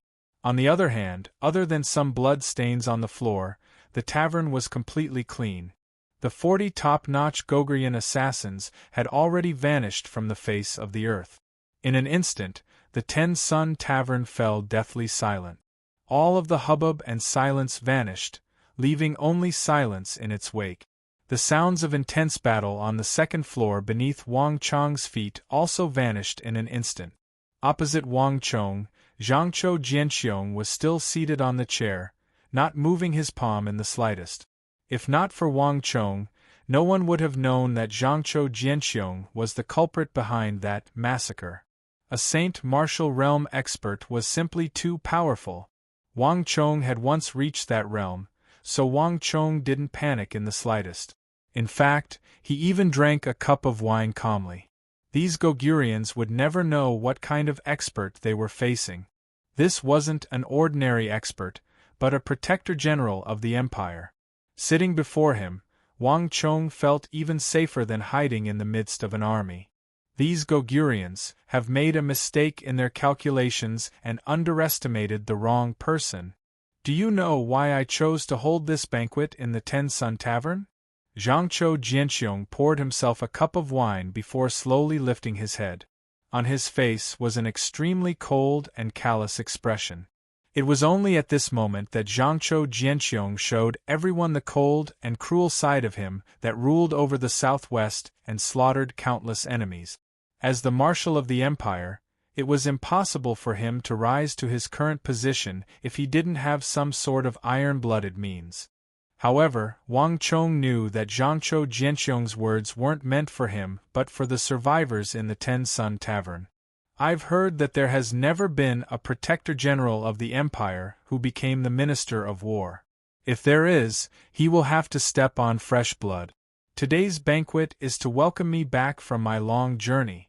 There's no one in the army who doesn't drink blood. Chapter 276. Zhangqiu Jianxiong's eyes were brimming with killing intent. At this moment, even Wang Chong and Wang Zhen had grim expressions on their faces. The moment Zhangqiu Jianxiong revealed his identity, he was no longer the person who was chatting casually at the banquet. Instead, he was the protector general of the empire, one of the few commanders of the empire. Smelling the thick stench of blood in the air and listening to Zhangqiu Jianxiong's words, Wang Chong finally understood why this protector general would choose to host a banquet here on his first day in the capital. The assassination and encirclement in the capital, as well as King Sozhurum's death, couldn't have escaped Zhangqiu Jianxiong's eyes and ears. He must have known that his appearance would invite the Gogurians to assassinate him. He was doing this intentionally. Hosting a banquet at the Ten Sun Tavern wasn't just to borrow the yang energy of the 10 Golden Crows. The Southern Protector General's actions were far more violent and domineering than he seemed on the surface. He was using his blood as a sacrifice to pave a path to the central courtyard, and the Gogurians were the perfect target. However, Wang Chong had no objections to it. How could a commander who had bathed in blood on the battlefield not have a thirst for blood? Which commander didn't have their hands dyed red with blood? Wang Chong offers a toast to Protector General. With such thoughts in mind, Wang Chong suddenly filled his cup and raised it. Ha ha ha, good. Zhangqiu Jianxiong was taken aback for a moment before he burst into laughter. A hint of admiration flashed in his eyes. How could a descendant of a clan of generals not have any guts? He thought that this lad would be frightened by the previous scene and lose his appetite. Yet, to think that the other party would remain calm, not showing the slightest hint of panic. His composure didn't seem befitting of someone of his age at all. Chong Gongzi is indeed a tiger of our clan of generals. I'll drink this cup of wine. On the other hand, Zhangqiu Jianxiong raised his cup and drained it in a single gulp. Brother Jiexin, this nephew of yours is truly a dragon among men. He has guts, insight, and charisma. Given time, he will surely have a bright future ahead of him. Zhangqiu Jianxiong looked at Wang Zhen and said. Wang Zhen's expression changed slightly. The Wang clan was not a purely scholarly family. When the old master was young, he had led troops into battle, and his hands had seen plenty of blood. Wang Zhen didn't even bat an eyelid at an assassination attempt in a tavern. What truly moved him was Zhangqiu Jianxiong's words. To be able to obtain the praise of the Tang dynasty's great crocodile Zhangqiu Jianxiong at the age of 15, it would definitely be of great benefit to Wang Chang's future development. This was different from the regional commander's incident. This kind of praise from the upper echelons of the imperial military was extremely difficult to obtain. Whether it was Zhangzhou Jianxiong, Fomenlinta, Gao Xianji, or Zhang Shogui, at their level of strength and status, they treated their words like gold. It wasn't that they were stingy with their praise, but at their level of strength and status, every word they uttered would have a unique impact, especially in the military. As the saying went, spilled water could not be retrieved. If a person they had taken a liking to or praised ended up achieving nothing, or if they had great ambitions but little talent, their accomplishments would be limited. This would have a massive impact on the other protector generals and commanders. Thus, in the Tang dynasty of the Central Plains, it was very rare to hear a protector general or commander of an empire praise someone publicly. Even if he was displeased, he would never say it out loud or in public. As the saying went, words of gold and jade. The higher one's status, the more this was true. If Wang Chong were to enter the military in the future, Zhangzhou Jianxiong's praise would be extremely beneficial to him. Just this praise from Zhangzhou Jianxiong would be able to reduce the difficulties Wang Chong would face in the future. To be able to receive such praise before even officially entering the military, Wang Chong was probably the only one in the capital who could do so. "Thank you, Lord Protector General." Wang Chong reacted quickly and respectfully expressed his gratitude. Wang Chong had never imagined that a cup of wine could be exchanged for Zhangzhou Jianxiong's praise. "Haha, I'm not praising you. Work hard." Zhangzhou Jianxiong gestured with his eyes, and a general of the southwest immediately walked over, took out a special silver chopstick, and plunged it into the bowl of shark fins. Swish! In the blink of an eye, the silver chopstick turned black, and the tip of the chopstick was even tinged with a bluish-violet color. At the sight of this, the faces of everyone in the pavilion turned extremely ugly. "This thing is very poisonous." Wang Chong was inwardly alarmed. Silver chopsticks would at most turn black upon contact with poison, but this chopstick was tinged with bluish-violet. It was clear that the poison had reached a pinnacle, far surpassing that of ordinary poisons. These people had first delivered 4 non-poisonous appetizers to numb the crowd before delivering the true feast. They had truly put in a lot of effort. Even if they failed, they still had other means of assassination. This was the territory of the Gogurians, and it was far too easy for them to gather the Gogurians for an assassination. Even if they were to walk past the crowd, they would only think that they were from the Ten Sun Tavern. However, they had only miscalculated the identity of the people around them and Zhangzhou Jianxiong's capability. Poisoning in front of a Saint Martial Realm expert, you're really trying to show off in front of an expert, you're seeking death. Glancing at the bloodstains on the floor, Wang Chong didn't feel the slightest pity for the culprit. Those who aren't of our tribe should be spared. There was no need for us to show mercy to those who aren't of our tribe. Bring the dishes up. If you don't wish to die, prepare this banquet properly. Otherwise, everyone in this tavern will die. Since it's a traitor, you must have accomplices. Kill everyone in the surrounding streets as well. Zhangzhou Jianxiong said coldly. His voice reverberated throughout the entire tavern. In the booths, the kitchen, the first floor, the second floor, the third floor. There were still many assassins who hadn't been dealt with yet, but they were all intimidated by Zhangzhou Jianxiong's means. Zhangzhou Jianxiong couldn't be bothered with them. Regardless of whether they were assassins, chefs, or maids, regardless of their identities, this feast had to be prepared for him. Even if he was a burly assassin, he would have to obediently serve as a cook for him today, cooking up a feast that was both beautiful and fragrant. Cold sweat trickled down the foreheads of the assassins in the Ten Sun Tavern. The strength of these people had far exceeded their expectations. Moreover, he had never seen such a domineering person. The Golden and Red Tavern on the third floor was deathly silent, and the air was suffused with an intense aura of death. A cold voice sounded from the third floor. Even though they couldn't see anything, the aura of death in the air was more than 100-fold stronger. That fearsome threat of death left everyone's hair standing on end. But what left the Gogrian assassins the most fearful was Zhangqiu Jianxiong's final threat. Why? We are the only ones who are here to kill you, why must you implicate the innocent? Countless pairs of eyes stared at the wooden floor of the third floor where Zhangqiu Jianxiong and the others were seated. Deep indignation, rage, fear, and helplessness could be seen in their eyes.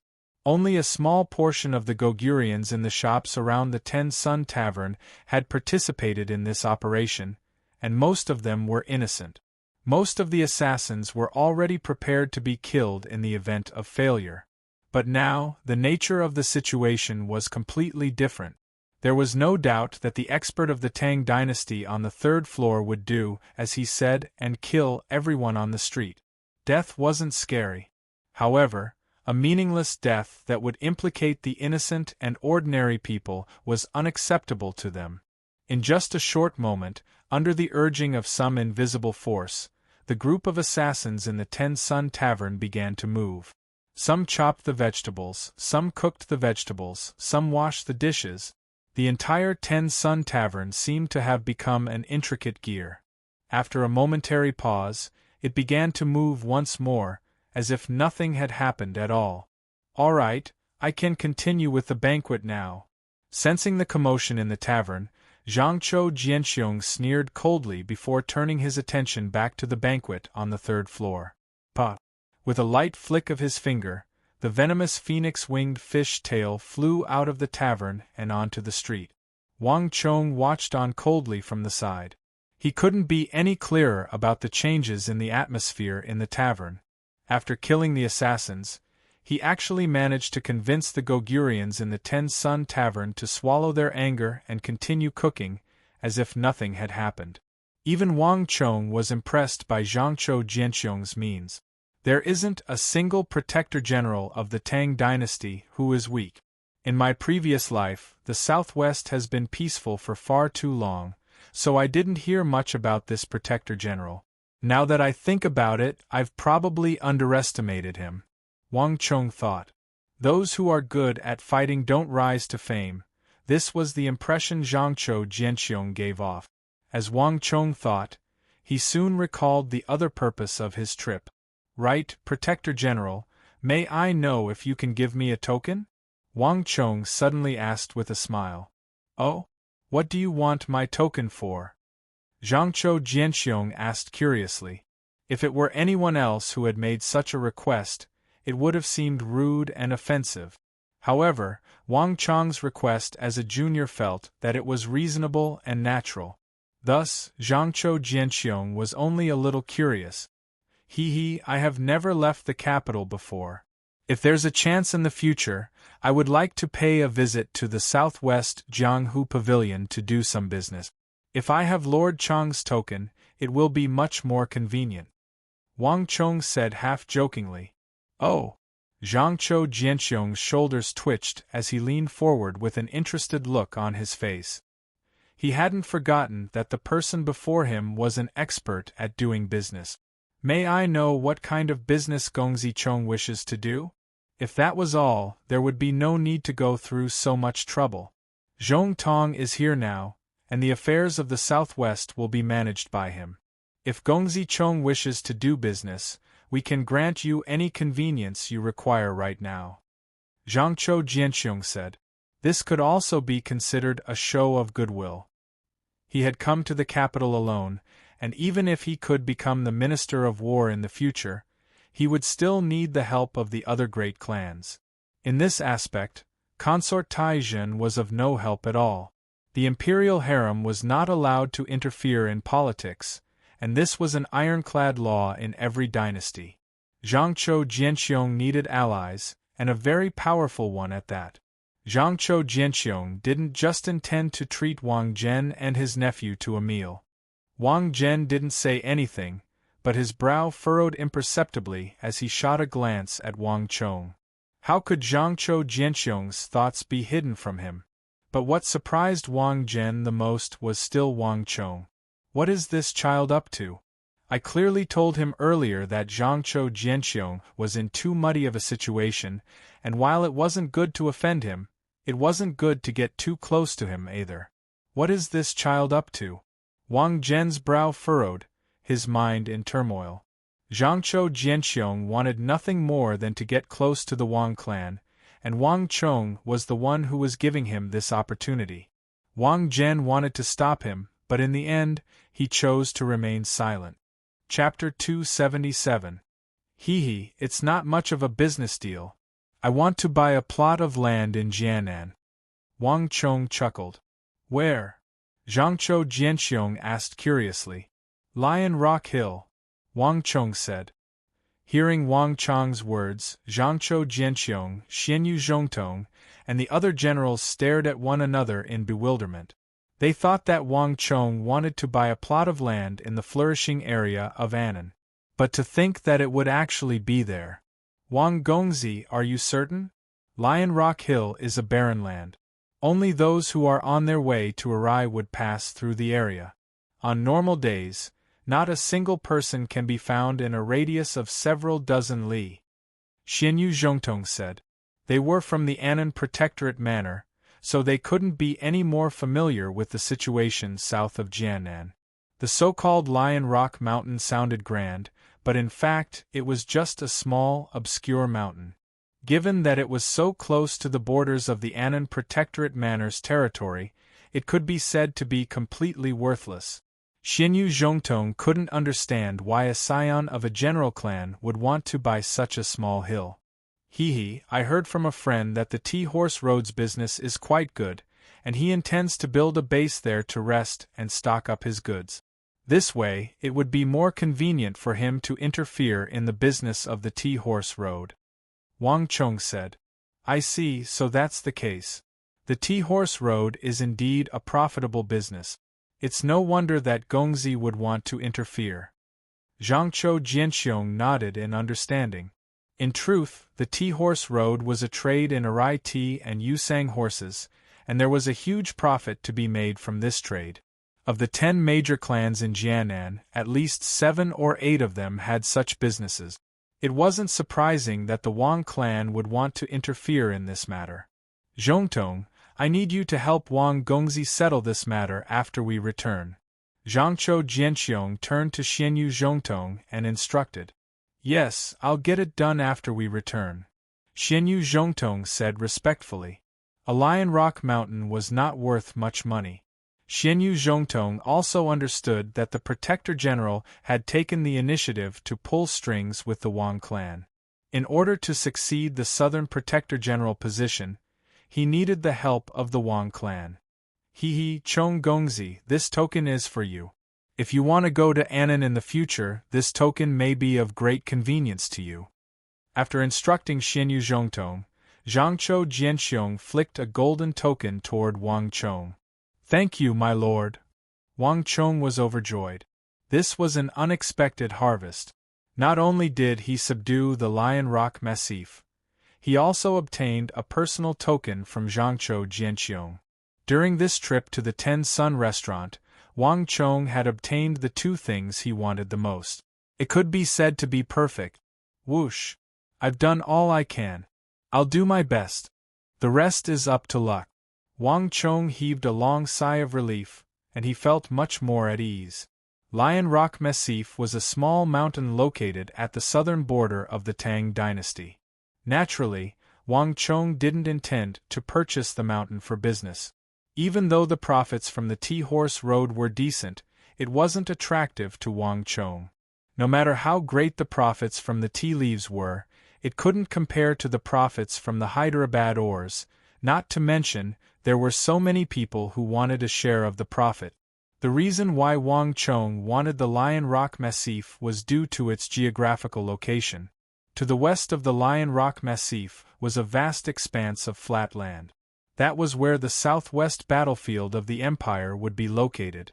Wang Chong had checked the map of the Bureau of Military Personnel, and the entire region spanning several hundred li was devoid of any natural defenses. And the Lion Rock Massif was the only obstacle in that region.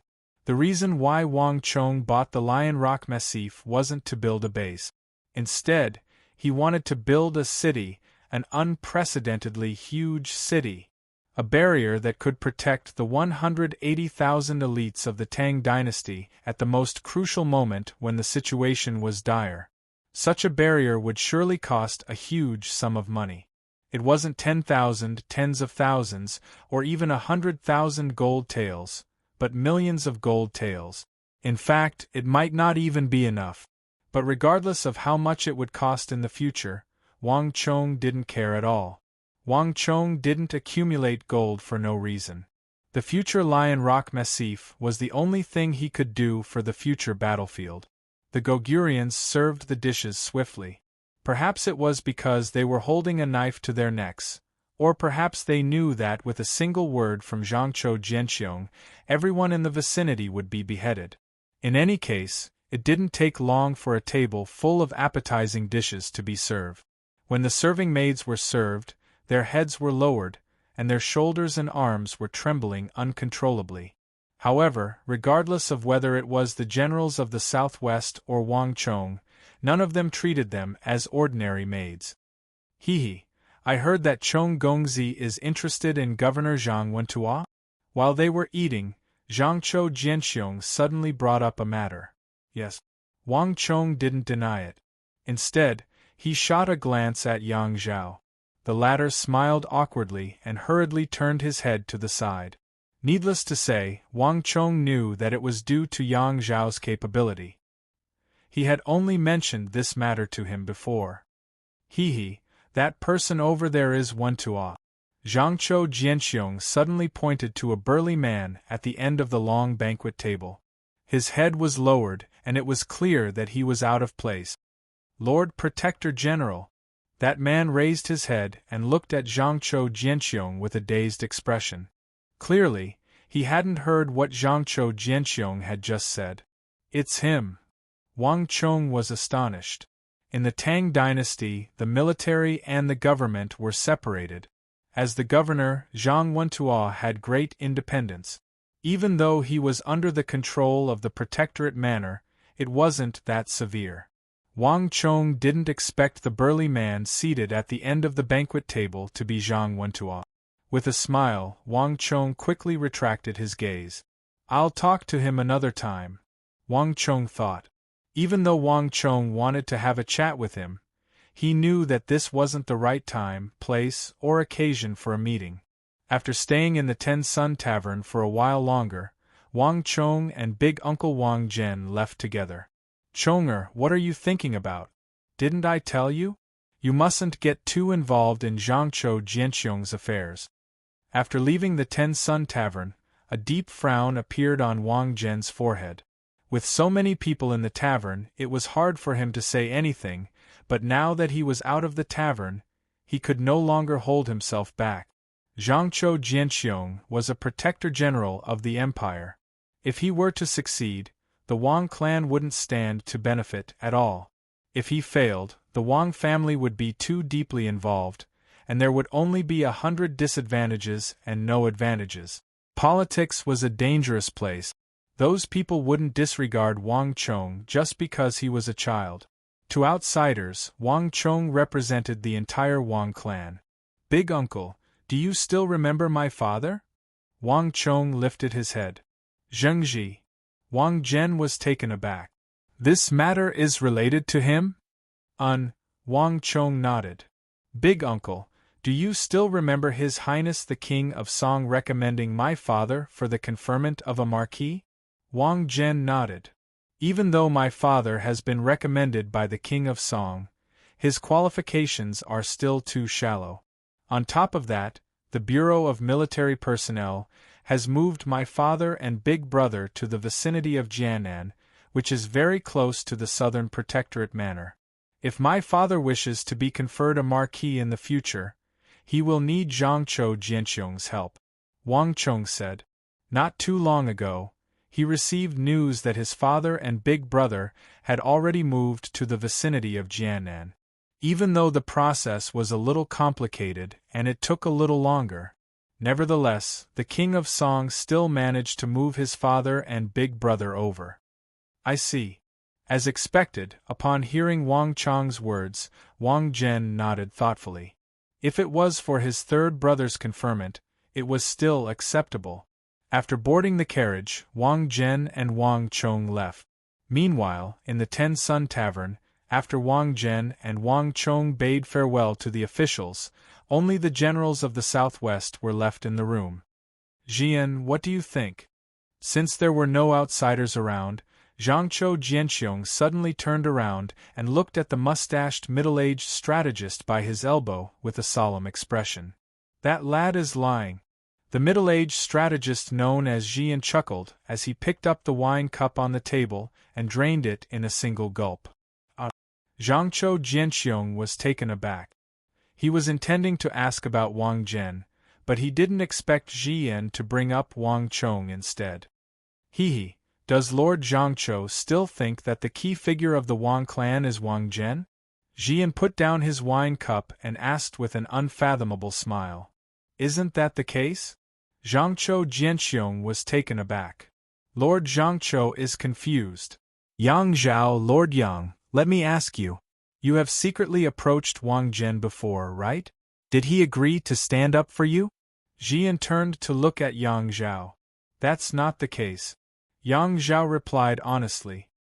He had stayed in Jianan, so he knew the standing of the other party by Zhangqiu Jianxiong's side. Then, when did Wang Zhen step forward? Was it after you approached Chong Gongzi? Jian stroked his beard and asked with a smile. It seems like it.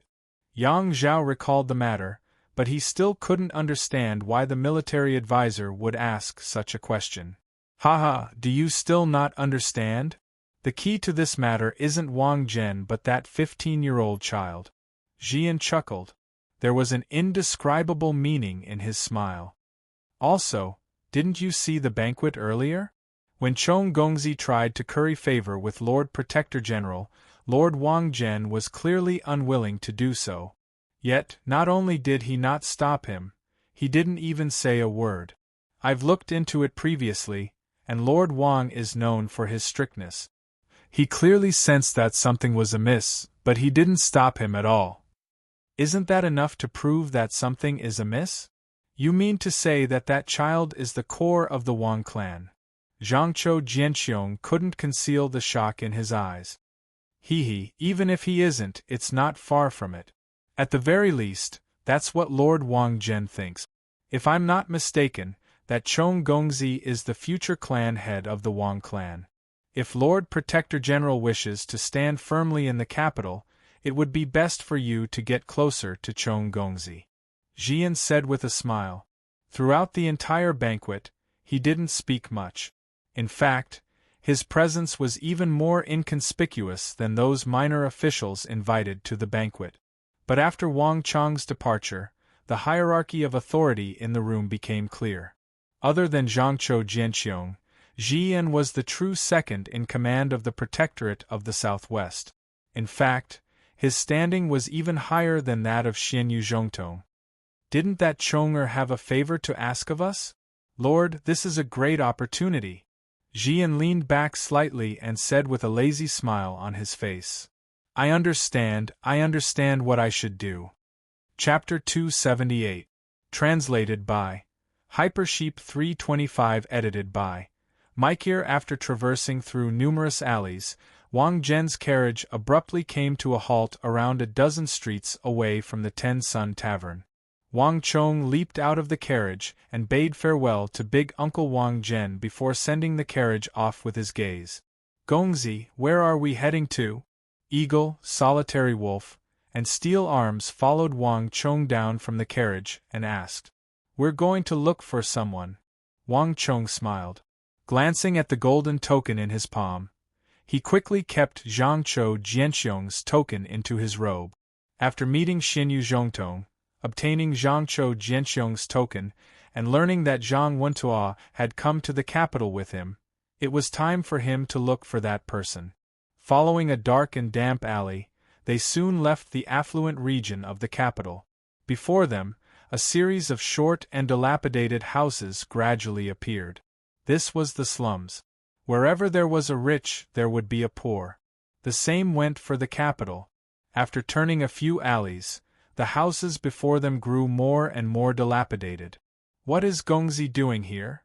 Eagle, Solitary Wolf, and Steel Arms were getting more and more curious.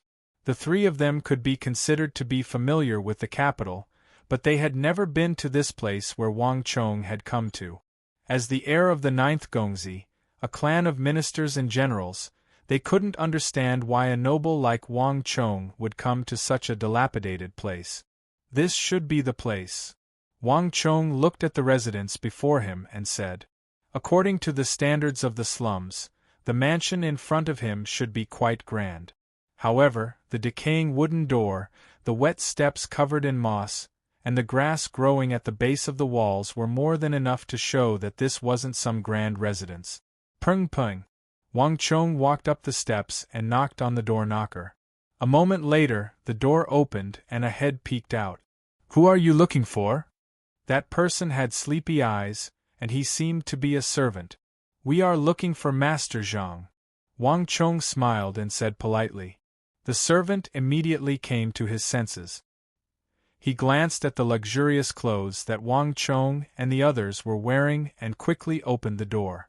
The room was very dark, and there was only a simple oil lamp that emitted a dim light.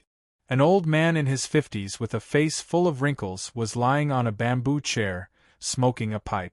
Wisps of bluish-purple smoke lingered in the room, and he looked very dispirited. Ordinary people wouldn't be able to find their way here. Who are you people? Although he was talking to the four of them, the old man's eyes were out of focus, and he was smoking his pipe nonchalantly. Haha, old mister, I'm here to ask for your help in building a house, Wang Chong said. Humph. When he heard Wang Chong's words, the old man was stunned for a moment. He finally showed a slightly serious expression, but he only smiled coldly. He closed the ash in his tobacco pipe and refused without hesitation. I don't know where you heard the news that I'm here. However, I advise you to give up on that thought. Ever since I left the Ministry of Works, I will never build a house for anyone else. This person was actually from the Ministry of Works. Behind Wang Chong, the Eagle, Steel Arms, and Solitary Wolf were astonished. Most of the people in the Ministry of Works were highly paid, and even ordinary officials were well off. At the very least, they wouldn't live here. No one could have imagined that someone from the Ministry of Works would live here. It seems like Gongzi is looking for him for that matter. The three of them thought to themselves. When Wang Chong attended Zhangzhou Jianxiong's banquet, they were there as well, just that they weren't seated at the table. The trio was well aware that Wang Chong had bought the Lion Rock Ridge to build a base here. It seems like Gongzi wants him to help build a base. On the other hand, Gongzi, given how well hidden this place is, how did Gongzi know that he is here? The trio was perplexed. Elder Zhang, it's not just building a house. I want to build a city, Wang Chong said with a smile. His attention was completely focused on the elder before him. The reason why Wang Chong knew that the elder was here was simple, and it had nothing to do with his memories of his previous life. Back when Wang Chong was still a profligate scion, he had once met the elder on the city gate tower. Wang Chong recognized him immediately. As a qualified profligate scion, this was the most basic ability one should possess. A city? Even though the elder wasn't interested in the four of them, he couldn't help but widen his eyes upon hearing Wang Chong's words. However, his face soon darkened, replaced by rage. Gongzi, are you joking with this old man? I don't care which family you are from, but scram right now. As he spoke, he pointed his tobacco pipe outward. He had seen many things in his life, and he had seen all sorts of people. There were many who had made all sorts of requests, but none of them was this ridiculous. Build a city? Did he think that this was some child's play? Was this something that a single person could build? Did he know how much money it would cost? How much manpower and resources would it take? Even the prestigious clans in the capital wouldn't dare to make such a claim. Was this lad insane? Or did he come here just to tease him?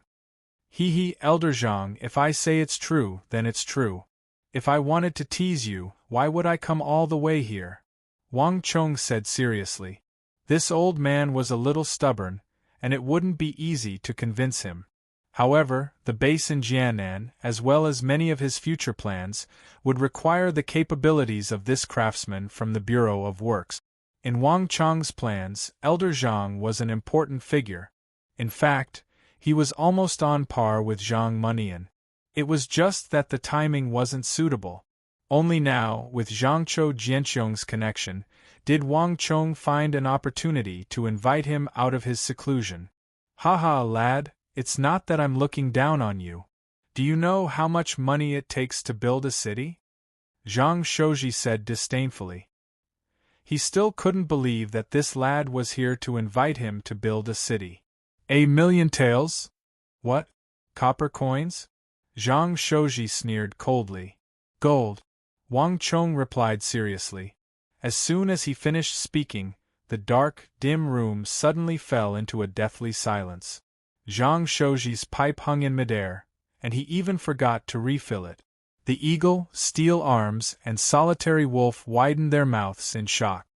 1,000,000 taels? Does Gongzi have that much money? And gold? Does building a base require so much money? The trio was even more shocked than Zhang Shouji. They had been following Wang Chong for quite some time now, and they had vaguely heard of this Gongzi's deeds. They knew that this Gongzi was skilled in business. However, they didn't know that Wang Chong's capability had already reached such a level. This was especially so for Solitary Wolf. He had accepted countless missions in the past. No one understood the significance of 1,000,000 gold taels more than him.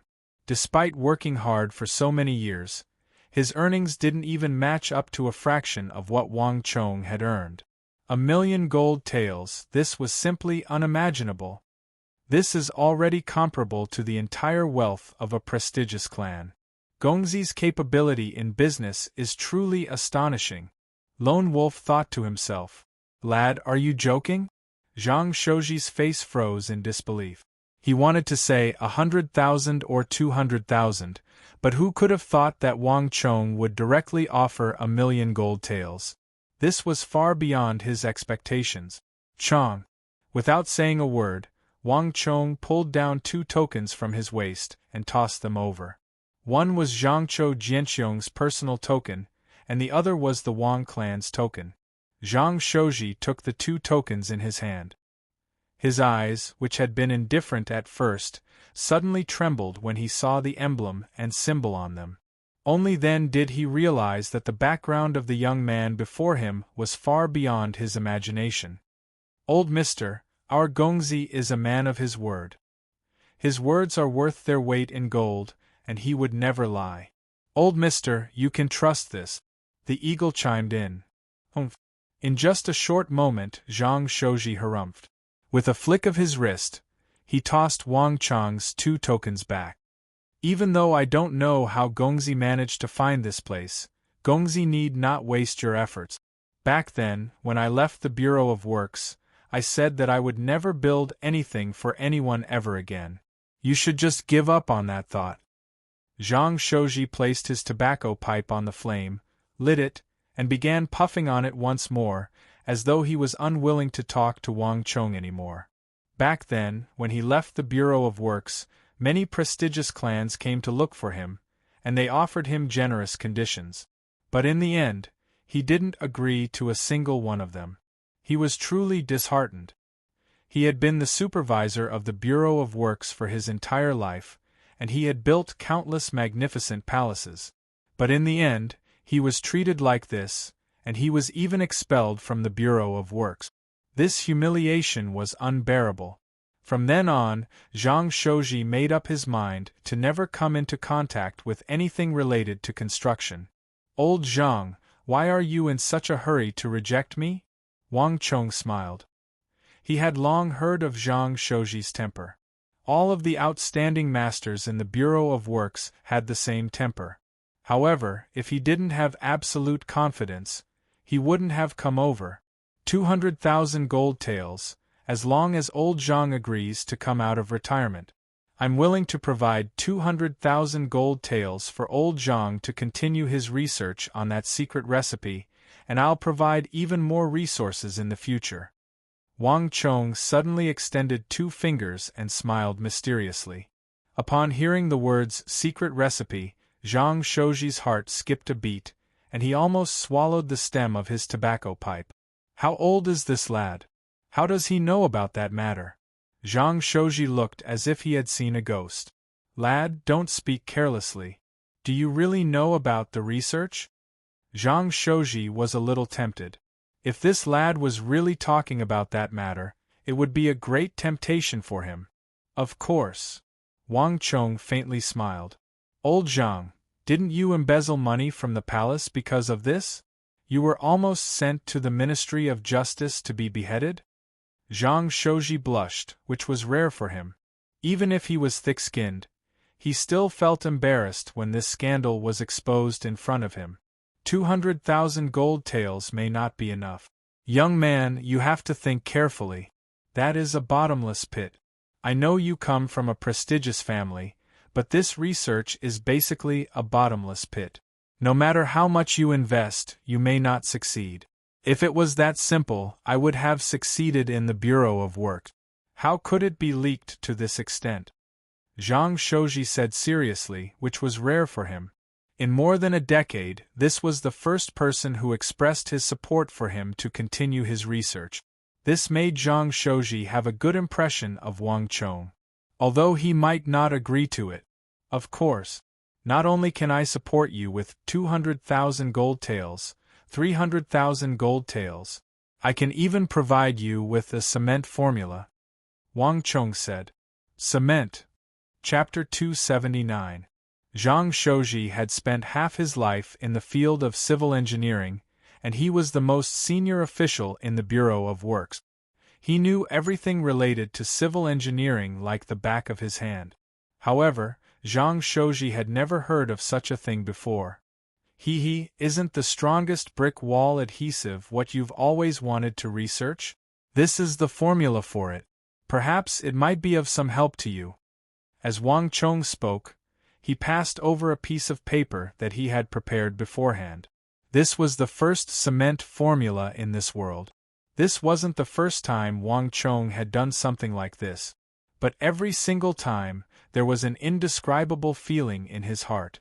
In the world of martial arts, everything was fine, but the logistics and transportation were extremely inconvenient. Pigeons could reach the capital in a few days, but if they were to travel by horse carriage, it would take at least a month or even longer. Even someone of Zhangzhou Jianxiong's caliber took more than 20 days to reach the capital from Jianghu. Sometimes, the competition between countries was not only about the military strength of both sides, but also a considerable part of the competition was about the logistics of both sides. Wang Chong had been the Grand Marshal of the Central Plains himself, so he couldn't be any clearer on this point. In a war, the side that could transport troops the fastest and send reinforcements earlier would have a higher chance of achieving victory. In a local war, this only concerned the victory or defeat of a single battle. But in a war between empires, this would determine the rise and fall of a nation, as well as the change in authority. But in this era, other than Wang Chong, no one had paid attention to this aspect. In Wang Chong's plan, cement was an extremely important component. Even though it seemed to have come from another world, just like hybrid rice, it wasn't a particularly profound technique. It was just that no one had been able to reach such a level yet. What Wang Chong had given Zhang Shouji was a basic cement formula. As for how to do it and how to produce it, Zhang Shouji would have to do it himself. The room was quiet. Zhang Shouji was indifferent at first, but under the dim light in the room, Zhang Shouji held up the list in his hand and glanced at it. Zhang Shouji's expression immediately changed. He had spent his entire life studying adhesives for bricks and stones. The thing that Wang Chong had given him was obviously a very powerful thing. This thing was even more powerful than the last thing he had researched. The balance in Zhang Shouji's heart was overturned. Under the dim light, Zhang Shouji looked at the list in his hand for a long time. Wang Chong didn't disturb him, and just watched silently from the side. "How is it?" Wang Chong said. Zhang Shouji didn't say anything. He held the prescription in his hand and frowned. He seemed to be hesitating and couldn't make up his mind. Wang Chong was taken aback. Then, he seemed to have thought of something. He slowly walked forward and whispered in Zhang Shouji's ear. "If old Zhang agrees to it, I can also agree to help you deal with General Su." This sentence was the straw that broke the camel's back. "I agree. As long as you can help me get that bastard Su Shizi down." Zhang Shouji nodded his head fiercely. Deep hatred shot out from his eyes. Back then, if that bastard Su Shizi hadn't framed him and tampered with the adhesive he developed, causing cracks to appear in the palace and the walls to collapse, he wouldn't have been expelled from the Ministry of Works and ended up in such a state. Zhang Shouji didn't want him to die, but he didn't want him to. As long as he left the Ministry of Works, everything would be fine. "Gongzi, you aren't lying to me, right? I know that you have a powerful background, but Su Shizi is now a general in the palace. It won't be easy to get him down. Does the Wang clan have the ability to do so?" Zhang Shouji suddenly recalled something and asked gravely. You don't have to worry about that. It won't be easy, but it's not impossible. You just have to wait for my news." Wang Chong waved his hand, a relaxed expression on his face. It wasn't easy to get rid of a general in the palace, and even the Wang clan didn't have the ability to do so. Even the most powerful of clans couldn't extend their hands into the royal palace. However, there was no need for Wang Chong to go through so much trouble. As long as he spoke to the consort Taijin of the palace, it would be a walk in the park for him to replace the general in the palace. After successfully convincing Zhang Shouji to help him manage the city base in Jianan, Wang Chong quickly left the remote and dilapidated residence. The sky outside had already darkened. A light breeze blew past, and Wang Chong's mind was in turmoil.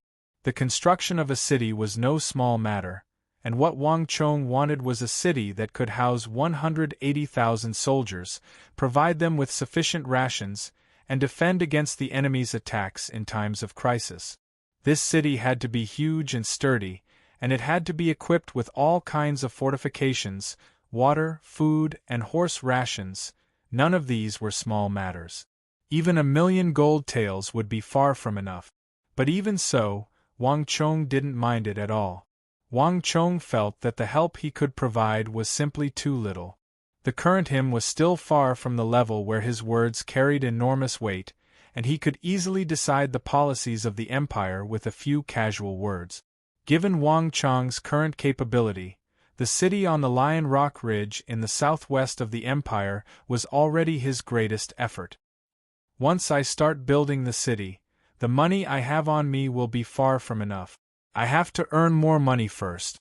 It seems like I have to think of a way to push that matter forward." Wang Chong slowly raised his head, and his mind was in turmoil. His eyes slowly gazed into the depths of the pitch-black night sky. Flap, flap, flap. A moment later, a pigeon flapped its wings and flew across the void toward the Zhang family's residence in the capital. While the pigeon flew toward the Zhang family, more than 30 ingots of Hyderabad ore were also sent to the Zhang family. With the appearance of the Hyderabad ore, the number of Wuzi steel weapons in the capital increased by more than 30, and all of these weapons were sent to the palace. Desperate times call for desperate measures. Wang Chong wasn't a stickler for formalities. As the morning sun rose, thousands of golden rays fell from the clouds and sprinkled on the majestic palace of the Tang dynasty. The walls of the palace glowed in the morning light, as though it was a holy land on earth. At this moment, a figure dressed in court attire was walking alone through the golden palace walls. His head was lowered, and it seemed as though he was deep in thought. Even though there was no one accompanying him, the person's every movement exuded a powerful aura. Moreover, there was a purple token hanging from his waist that was 2 fingers wide, which further revealed this person's extraordinary identity. Within the palace, anyone who had such a purple token hanging from their waist was someone of extraordinary status and had a special status within the palace. This was because these purple tokens were not issued by the court, but by the current Holy Emperor. It won't be long before the annual Holy Emperor's review begins. I hope that His Majesty will be satisfied this year. Li Qingyu frowned and his mind was preoccupied. He was a third-rank military official, but unlike the officials in the court, Li Qingyu didn't need to go to work in the morning, and he didn't participate in military affairs. He only needed to be in charge of the imperial army in the palace, and he reported directly to the Holy Emperor. The beautiful and luxurious token hanging from his waist was proof of Li Qingyu's identity. As the military official of the palace, or rather, the military official of His Majesty, Li Qingyu wielded great authority, even greater than some of the officials in the court who were in charge of military supplies. At the very least, the wealth that Li Qingyu could mobilize was far beyond imagination. However, this didn't make Li Qingyu happy at all. Instead, he felt immense pressure. As the military official of the imperial army, Li Qingyu had to satisfy the needs of 100,000 imperial army soldiers at the same time. More importantly, Li Qingyu had to satisfy His Majesty's requirements and satisfy the Holy Emperor. However, the quality of the weapons forged by the weaponry workshop and the swordsmithing clans wasn't satisfactory at all. The weapons forged by the weaponry workshop were of varying quality, and the production rate of the swordsmithing clans was too low. The number of weapons they used every year was almost the same as the number they purchased. With such a performance, it was hard to satisfy His Majesty. As the military official who reported directly to His Majesty, there was nothing remarkable about his performance that could leave a deep impression on His Majesty. Sigh, if this goes on, even if His Majesty doesn't say anything, it'll be hard for me to continue on as a military official. Li Qingyu thought to himself. Ha ha ha! Just as Zhang Xian was feeling vexed, a burst of laughter suddenly sounded from the wall beside him, accompanied by the sounds of intense fighting. Due to the flourishing of martial arts in the royal palace, it was common for imperial army soldiers to spar with one another. Li Qingyu passed by this area every day, so he couldn't be any more familiar with such sounds. However, there was something different about today. Usually, the intense fighting would last for a long time, but today, it ended very quickly. Not only so, the sounds of the battle seemed to be different as well.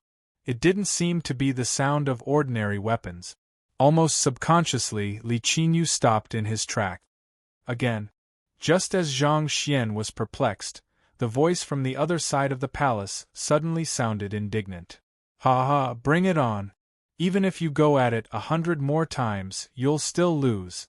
Another hearty voice sounded, following which, the sound of weapons clashing sounded. Surprisingly, Li Qingyu didn't leave the palace. Instead, he remained outside the palace walls, listening to the Harken. In the royal palace there were rules. Something like this was too unusual. It was very rare to encounter something like this. Li Qingyu's interest was piqued. Clang. This time around, the battle ended even faster than the previous one. Clang. The sound of a weapon snapping echoed. Due to the excessive force exerted, the tip of a sword flew high into the air, flew past the walls, and landed not too far away from Li Qingyu, stabbing into the sturdy red tiles of the royal palace. This is. In the instant that the tip of the sword landed, Li Qingyu's sharp eyes immediately recognized it, and his heart skipped a beat. Isn't this the famous saber forged by the Liu clan? Li Qingyu rolled up his sleeves and squatted down. He stretched out 2 fingers that were like iron pincers and carefully picked up the sword tip from the ground. That's right, it was the famous saber of the Liu clan. There was the insignia of the Liu clan on it, so there was no mistaking it. As a military official in the royal palace, he had to deal with such things on a daily basis, so he couldn't be any more familiar with them. The Lu clan was a rising clan in the capital, and they were the youngest among the renowned swordsmithing clans. But perhaps it was precisely for this reason that their swordsmithing clans were the best in terms of appearance, size, and quality. On top of that, as the Lu clan's swordsmithing output was higher, there were many of them in the imperial army. It was truly surprising that the Lu clan's famed sword was broken. But what left Li Qinyu even more astonished was that the cut was as smooth as a mirror. What kind of weapon is that? How could it be so sharp? Li Qinyu couldn't conceal the shock in his eyes. Even though the Lu clan's famed sword wasn't the most formidable, it was definitely top-notch. It wasn't an easy feat to break it. In order to make such a cut, the sword had to be extremely sharp. But despite being in charge of the Imperial Army's armaments for so long, Li Qinyu had never seen any weapon that could be so sharp. So, the battle ended because their sword was broken. A thought flashed across Li Qinyu's mind, and he suddenly understood something. However, Li Qinyu was even more curious about the weapon that broke the Lu clan's famed sword. Ha ha ha, good sword. It's indeed a good sword. Zhou Lai, do you want to do it again? A hearty voice could be heard from within the palace walls, unwilling to let go. Not again, not again. Huang Chang, aren't you just relying on the Wuzi steel sword you bought? What's there to be proud of? If you are capable, don't use the Wuzi steel sword and fight me one-on-one. The Imperial Guard who lost said. His last sentence caused Li Qinyu, who was standing outside the palace walls, to tremble. Chapter 280. One-on-one? You must be joking. When have you ever seen a tiger cutting off its claws to duel with another? From within the palace walls, the voice of the victor sounded. Huang Chang, sell it to me for 70,000 gold taels. Don't even think about it.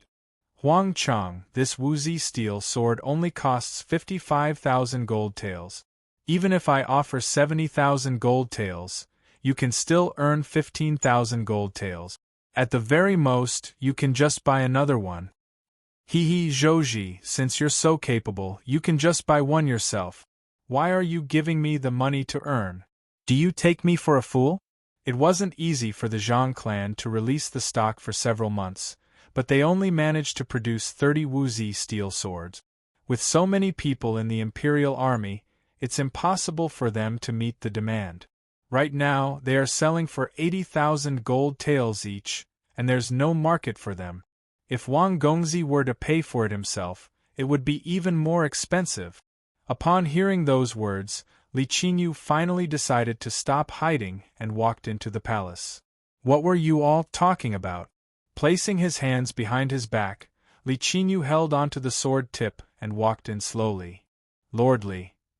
On the training field, the 3 Imperial Army members were shocked to see Li Qinyu. They hurriedly lowered their heads. In the capital, there wasn't a single Imperial Army member who didn't recognize the military affairs officer, Li Qinyu. This was their true superior. All of the equipment, armor, stipend, and weapons of the 100,000 Imperial Army members had to pass through Li Qinyu's hands. Unlike them, he could enter the royal palace to meet the emperor at any time. If they were to offend him, not even the Grand Marshal would be able to reason with them if they were to deduct their equipment. There were many people in the royal palace, and the trio didn't expect to meet this person. One must know that this person rarely interacted with them. Lord, we were only sparring with one another. We didn't do anything. Faced with Li Qinyu's questioning, the trio felt uneasy. That's not what I'm asking. Can I take a look at that sword? Li Qinyu pointed to the sword in the hands of one of the Imperial Army members. This, of course. The Imperial Guard named Huang Chang agreed verbally, but his expression was one of extreme reluctance, as if his flesh was being cut off. He reluctantly handed over the Wuzi steel sword. Li Qinyu turned a blind eye to it and held the Wuzi steel sword in his hand. He first weighed it in his hand and then touched it. It's very heavy. Its actual weight was several times heavier than it looked. The surface is very smooth, but it's not just smooth. There are grooves on the blade, which should be designed to increase its lethality. Li Qingyu thought to himself. Once experts exchanged blows, one would know whether there was a real expert or not. Li Qing had dealt with weapons and armaments all his life. He had dealt with hundreds of thousands of weapons, so he was very familiar with the performance of weapons. There were many weapons that didn't even need to be tested. One could almost judge the quality of the weapon just by touching it, and it could even reach an extremely fine level. This meter-long sword was heavy and cold to the touch, as if touching a block of ice. The forging technique of this weapon was clearly different from that of ordinary weapons. At the very least, the weapons forged by the workshops of the royal court and the few clans in the capital weren't of this nature. This is a Wuzi steel weapon?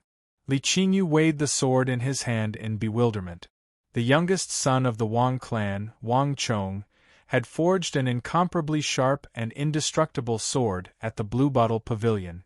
Be it the sabers and swords of the Abbasid Caliphate, Karak Spazinu, or the famed sabers and swords of the Central Plains, none of them were a match for the Wuzi steel weapon. This legend had been spreading like wildfire in the capital 4 to 5 months ago. Naturally, Li Qingyu had heard of it as well. However, different from others, Li Qingyu had always scoffed at such rumors. He had never believed them. How could the birth of a new weapon be that simple? There was a saying that there were talents in martial arts. Some people were born smarter than others, possessing superior intelligence, superior cultivation speed, and a unique constitution. However, could it be possible for one to be born with a new forging technique?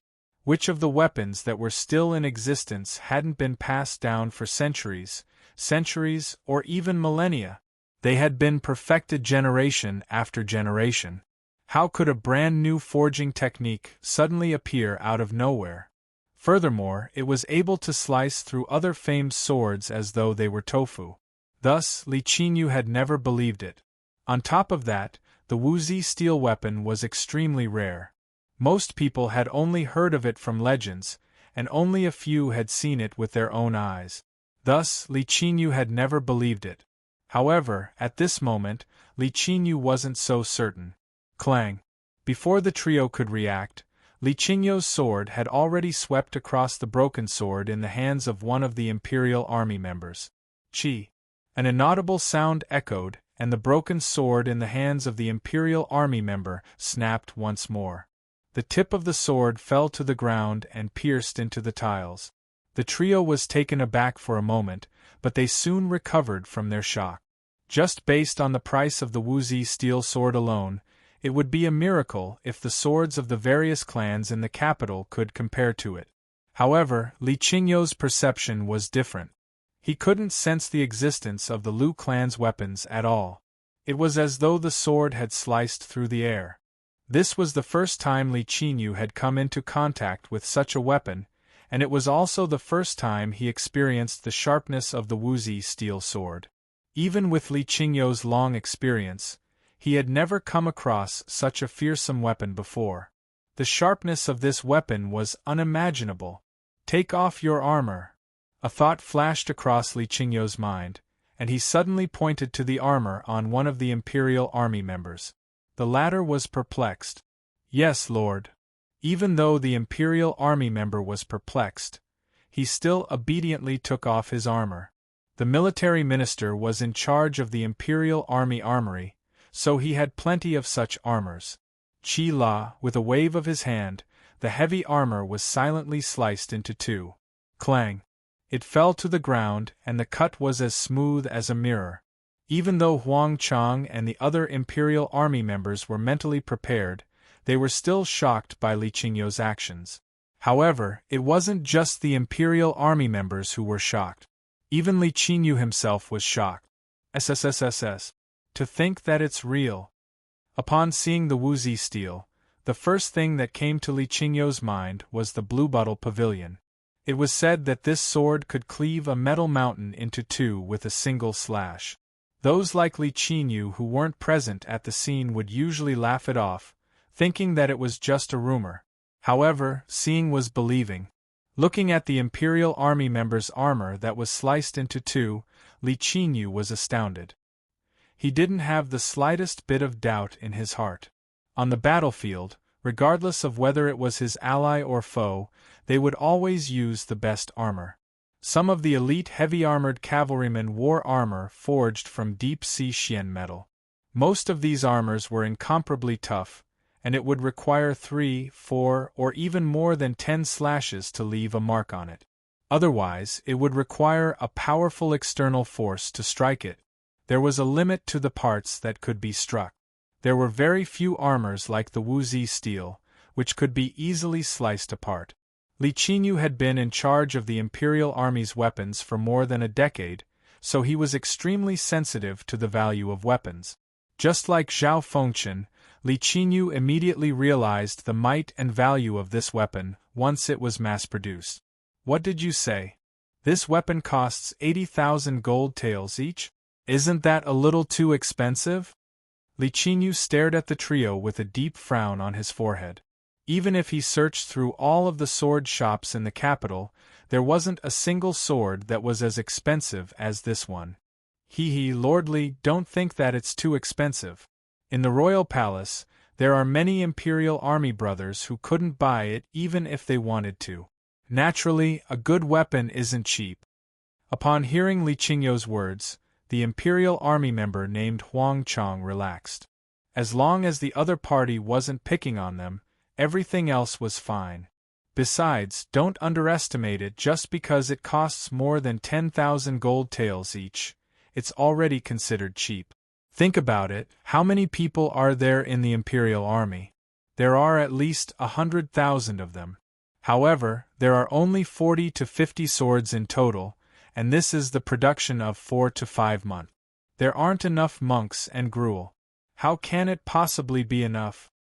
Furthermore, this price is the price of the Zhang clan. It wasn't forged by Wang Gongzi personally. If it was forged by Wang Gongzi personally, it would be worth far more than this. Privately, it has already exceeded 100,000 gold taels. The Imperial Army member named Huang Chong spoke gleefully. Clearly, he was proud of the fact that he had bought a Wuzi steel sword. Are there 2 other sellers of this Wuzi steel sword? Li Qingyu asked with a frown. Of course not. This is forged by Wang Gongzi and the capital's Zhang clan together. Otherwise, given Wang Gongzi's personality, wouldn't he only make 1 or 2 a month? Sometimes, he might not even make a single one at all. This time, it was another Imperial Army member who agreed with Huang Chong. However, even though it's from the capital's Zhang clan, I heard that it's Wang Gongzi who guards the final few stages of the forging. Thus, there shouldn't be a problem with the quality. The third Imperial Army member said. Everyone in the capital knew that the production rate of Wuzi steel weapons wasn't high. If it was just Wang Chong's capability, most of the Imperial Army members wouldn't be able to get their hands on such a powerful weapon. This was the reason why the capital's Zhang clan existed.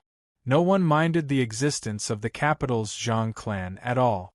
On the contrary, they were more than happy to see it happen. They couldn't wait for more of such weapons to appear. However, if it's Wang Gongzi who's the one, the price won't be this low. 200,000 gold taels. That was the price a few months ago. The commander bought one and treated it as a treasure. Everyone says that Wang Gongzi's weapon is priceless, and its true value probably exceeds 200,000 gold taels. In the Imperial Army, probably only the commander and the others are able to afford it. The trio couldn't conceal the envy in their eyes. Everyone knew that Wang Gongzi's weapons were unique. Every single one of them had a unique design, and lethality.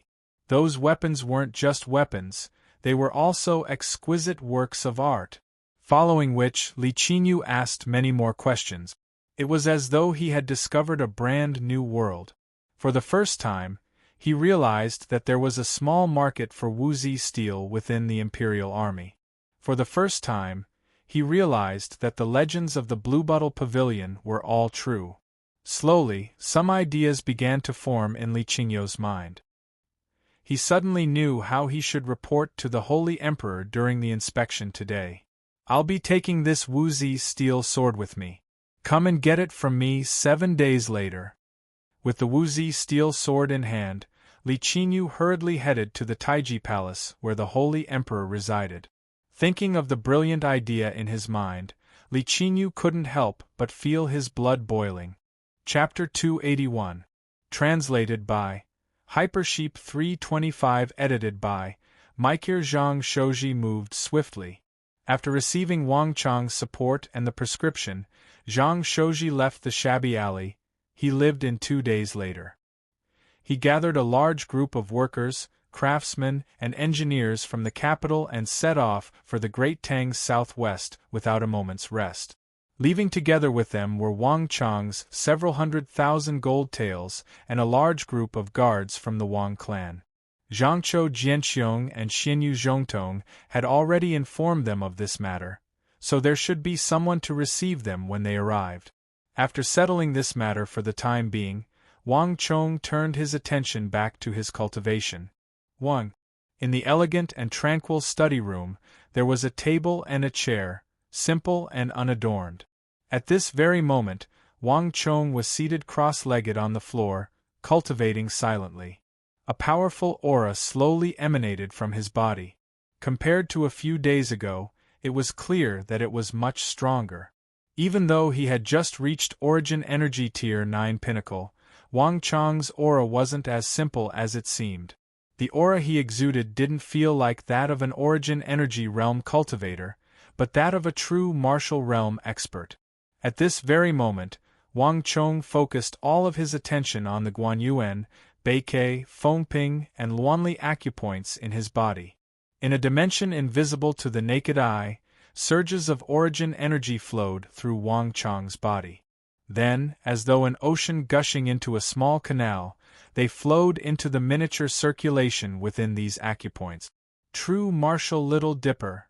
This was the name of this miniature circulation that only a few people knew of. Under normal circumstances, it would take 1 to 2 years to advance from Origin Energy Tier 9 to True Martial Realm. Even the most talented martial arts genius would require at least half a year.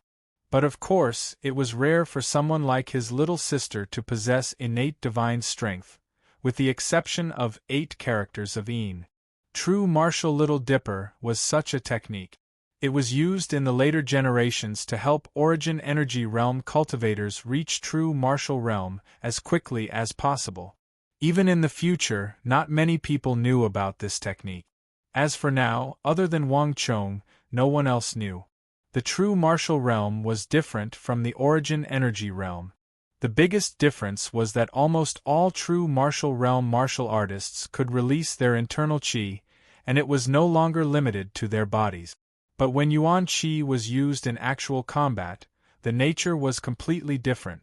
It became even more ferocious and destructive. This kind of origin qi was called stellar energy. When a true martial realm expert made a move, the martial halos that burst out of their bodies were almost all gang qis. The nature of this thing was different from Wang Chong's vital energy.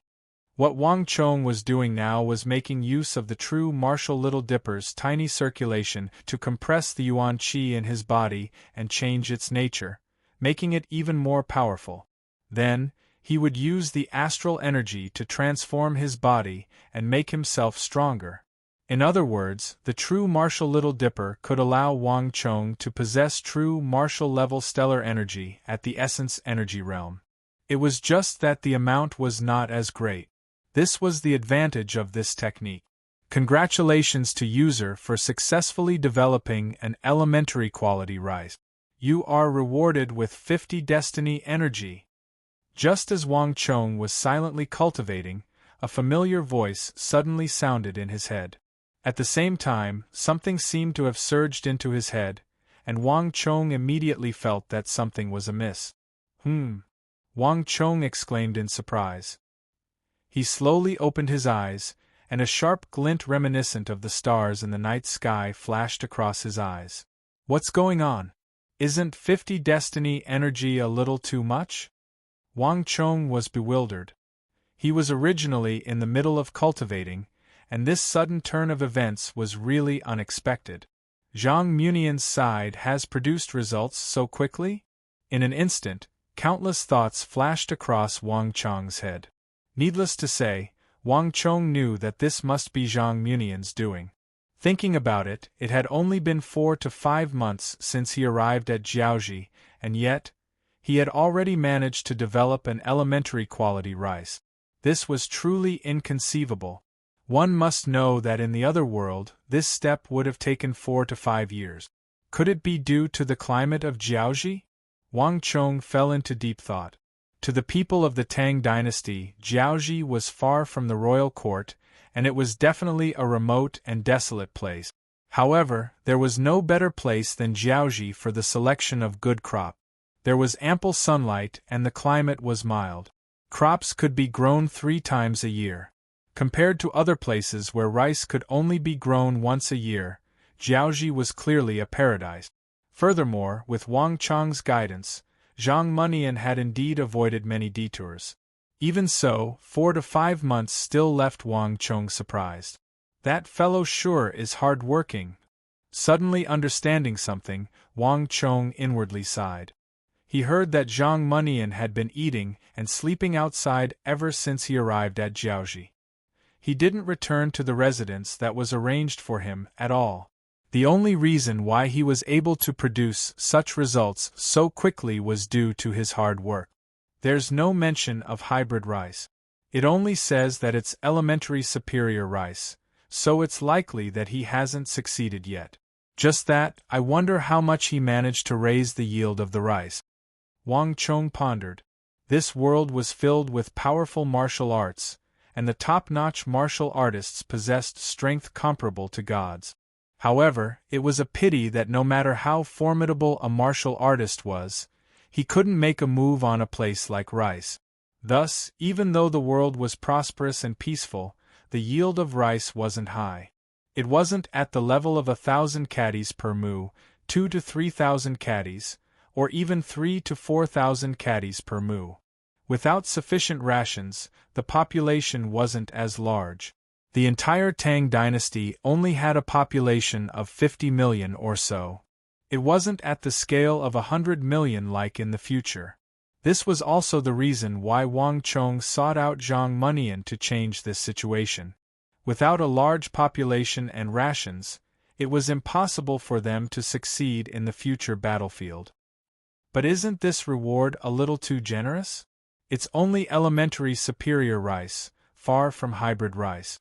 Yet, it's already rewarded with 50 destiny energy. This is truly inconceivable.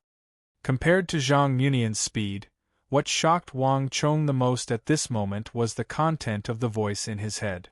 50 destiny energy. Wasn't this reward way too generous? Wang Chong clearly remembered that the rewards for changing the fate of his clan and the regional commander's incident weren't this generous. Could it be that Zhang Munian's rice was more important than the regional commander's incident and the survival of the Wang clan? A bizarre expression appeared on Wang Chong's face. There was an indescribable feeling in his heart.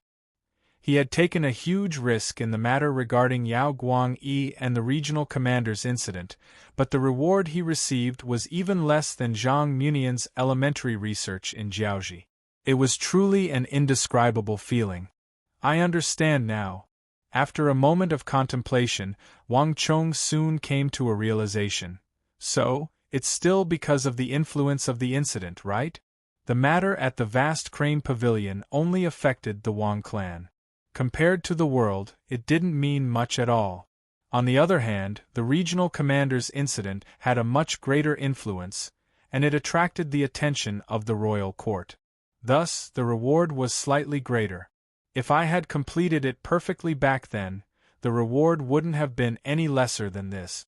As for Zhang Munian's elementary superior rice, food is the first priority of the people, and this is an incident that will influence the world for generations to come. There's nothing that could be more influential than this.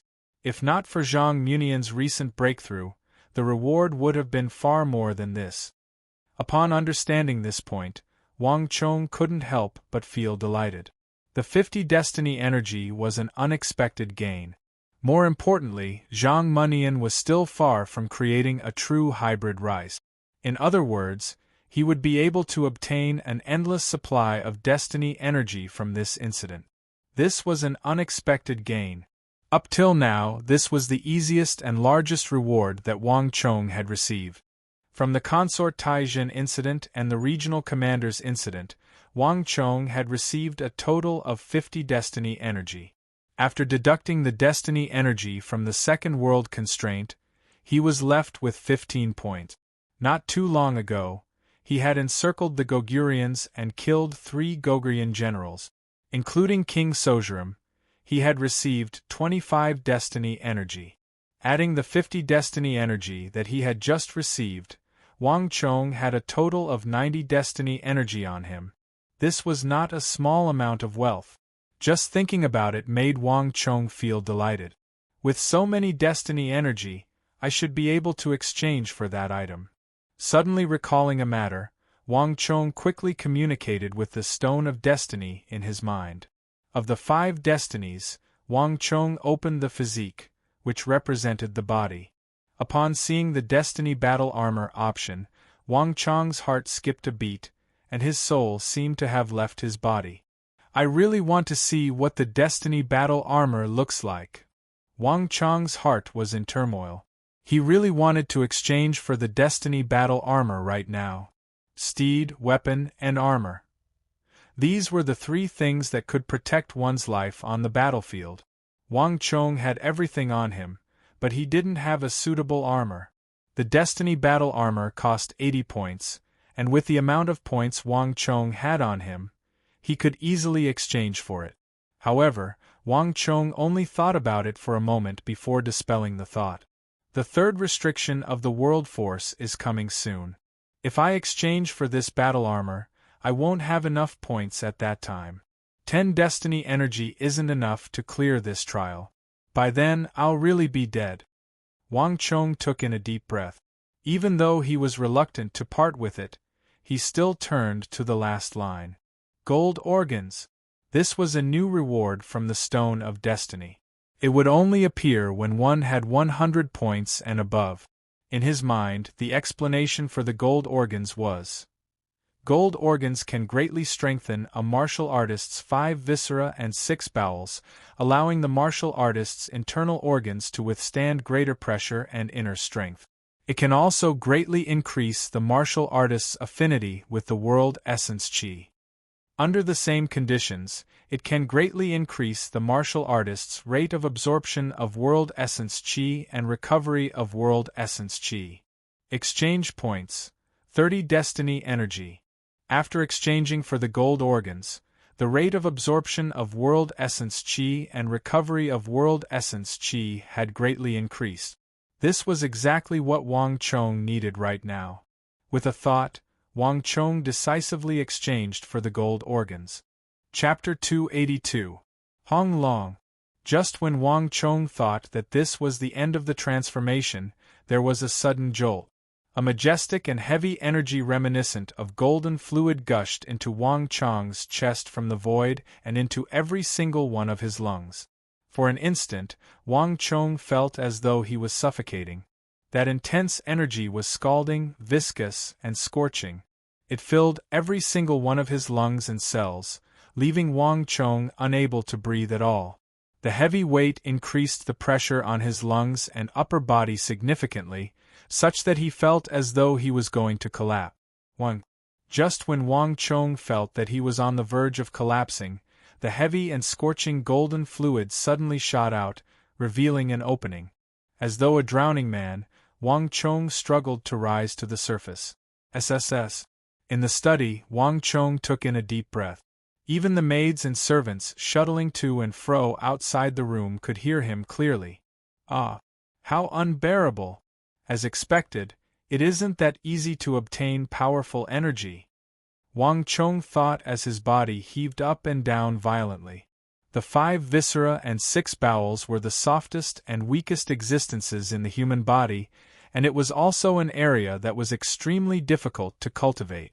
Even the strongest experts could only strengthen their 5 viscera and 6 bowels slightly due to the existence of origin energy.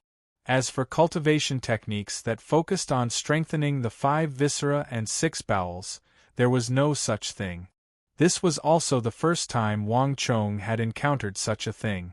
In terms of strengthening one's physical body, the golden organs was definitely one of the best physical body strengthening techniques out there, even surpassing the dragon bone art. Back then, when Wang Chong first saw this reward in the Stone of Destiny, he couldn't help but feel delighted, and he was tempted to exchange for it. But back then, due to the restraints of the world energy, Wang Chong dared not exchange for it at all.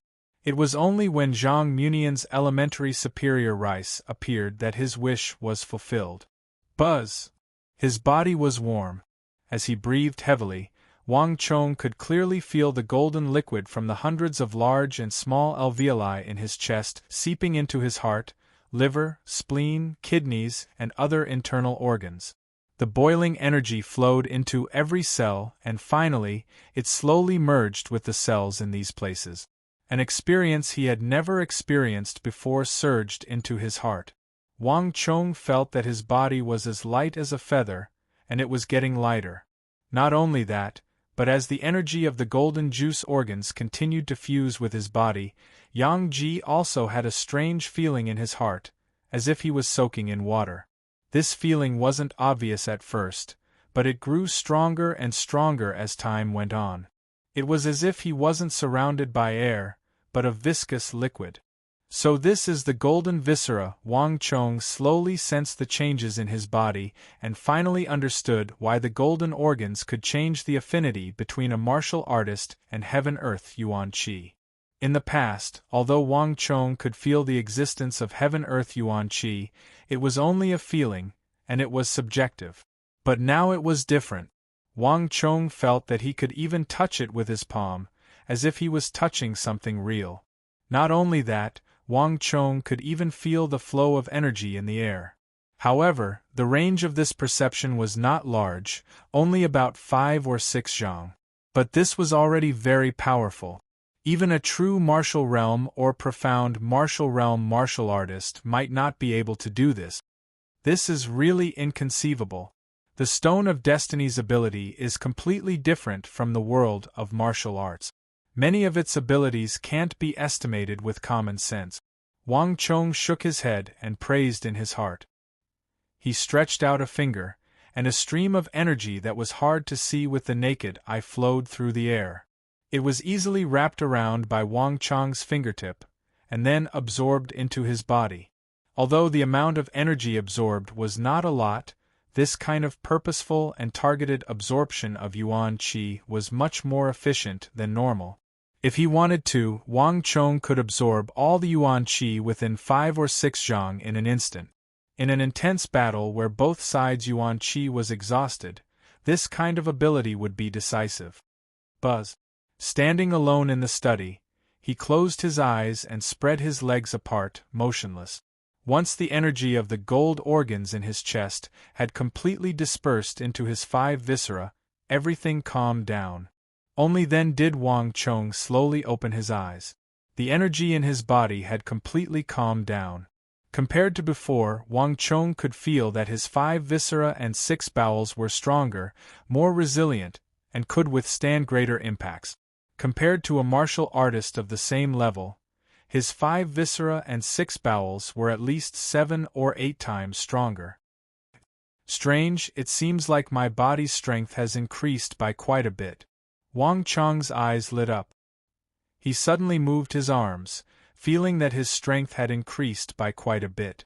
He was secretly pleasantly surprised. The gold organs only targeted the internal organs of a martial artist. Not only could it strengthen the heart, liver, spleen, lungs, and kidneys, it could also increase one's strength. This was an unexpected gain. But if this is the case, coupled with the true martial Little Dipper, it will be much easier for me to reach the true martial realm in the future. My strength will also be much stronger. Wang Chong closed his eyes and muttered to himself. 100 feet tall building is built from the earth. The foundation of a building was often determined from the very beginning. If the foundation was unstable, it would be useless no matter how hard one tried to reinforce it. With a lifetime's worth of martial arts experience, Wang Chong couldn't be clearer on this point. It's about time. That person should be here by now. After meditating for another hour in the room and stabilizing his cultivation, Wang Chong glanced at the hourglass on the table before walking out of the study. How is it? Has Lord Zhang arrived? Wang Chong looked at the Wang clan guard outside the study and asked. Reporting to Gongzi, Governor Zhang has just arrived, and he's already waiting in the lounge. The servants have already prepared top-notch tea and pastries. Knowing that Gongzi is cultivating in the study, Madame is already there to receive you. She said that Gongzi will meet the governor immediately after you are done cultivating. The guard outside bowed respectfully. Clearly, he was sent by Wang Chong's mother, and he had been waiting here for quite some time now. I understand. You may leave now. Wang Chong nodded. Flinging his sleeves, he headed straight for the study. Jiannan Governor Zhang Wentuo was an influential figure. Even though his standing couldn't compare to Zhangzhou Jianxiong, the Protector General of the Empire, in Wang Chong's heart, he was definitely one of the most important figures in this life. Back at the banquet, due to Zhangzhou Jianxiong's invitation and the fact that he was ambushed by the Gogurians, Wang Chong didn't find it appropriate to talk to him. It was just that Zhang Xian remembered the other party's face and made an appointment with the Jiannan prefect 2 days ago. The time was set by Wang Chong, and since this was their first meeting, Wang Chong didn't want to leave a good impression on the Jiannan governor. Thus, he chose the time carefully. Passing through many gardens, ponds, and corridors, Wang Chong finally met Zhang Wentuo in the lounge of the Wang clan. There was a faint fragrance of tea in the room. When Wang Chong walked in, his mother was chatting with the Jiannan governor, who had come to the capital to report on his work. Upon seeing Wang Chong enter, Madame Wang immediately stood up from her seat. Chonger, it's rare for Lord Governor to visit our Wang clan as a guest. Madame Wang seemed to have a good impression of the governor of Jiannan. After leaving those words behind, she left with her maids and servant. Lord Governor. Wang Chong straightened his robe, straightened his expression, walked over, and gave a respectful bow. You're too polite, Chong Gongzi. Zhang Wentuo hurriedly stood up from his seat and returned the greeting. While returning the greeting, Zhang Wentuo assessed the legendary Gongzi of the capital in astonishment. In a place like the capital, Zhang Wentuo was definitely a legendary figure. Many of the things that he had done were inconceivable even to an adult like Zhang Wentuo. However, Zhang Wentuo couldn't understand why this legendary Gongzi of the capital would invite him over. He had lived in Jiannan for a long time, and other than the annual reporting on his work, he had never spent much time in the capital. As such, he had never interacted with this Wang Gongzi before him. The Wang clan was a clan of ministers and generals, and Duke Jiu was an esteemed and virtuous minister. Under normal circumstances, Zhang Wentuo wouldn't be able to associate with such a prestigious clan. Only Protector General Zhangzhou Jianxiong was qualified to interact with them. Zhang Wentuo couldn't understand why Wang Gongzi would bring him up when they had never met before. Not only that, he even brought him up at Protector General Zhangzhou Jianxiong's banquet, even issuing such a bizarre invitation 2 days ago.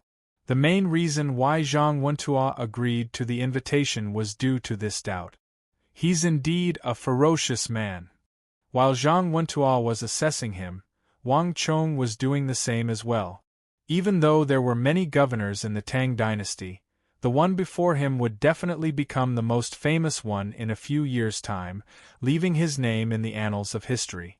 Even though it was all because of his dishonorable conduct which was known to the world. 180,000 elites of the Tang dynasty, hundreds of thousands of civilians, a war that shook the entire Central Plains, and a war that would change the fate of the Tang dynasty and the surrounding powers, All of this was because of the dishonorable actions of this Jiannan prefect. If the fall of the Tang dynasty could be described as a chain reaction of dominoes, then Zhang Wentuo, the Jiannan prefect, would be the first one to fall. For any shocking event, there would always be a fuse that would be lit first, and Zhang Wentuo was the one who had lit this fuse. There was only a thin line between peace and war. It was this person who had single-handedly ended the 200 years of peace of the Tang dynasty, leading the country into a chaotic future. If chaos and destruction had to have a person who would sound the death knell, then this person before him was definitely that person. Just that, Zhang Wentuo himself probably didn't know of this matter. Other than Wang Chong, no one else in the entire Tang dynasty knew of this matter. However, he was different from those who hated Zhang Wentuo to the core. Chapter 283. Translated by Hypersheep 325. Edited by Mikir. Zhang Wentuo was a tall and burly man with a squarish face. From him, Wang Chong could sense an intense militaristic aura. It was the same aura that he felt from his father and the regular soldiers. Looking at the figure before him, Wang Chong found it hard to believe that this was the man who coveted the wife and daughter of King Jelifeng of Mengshi.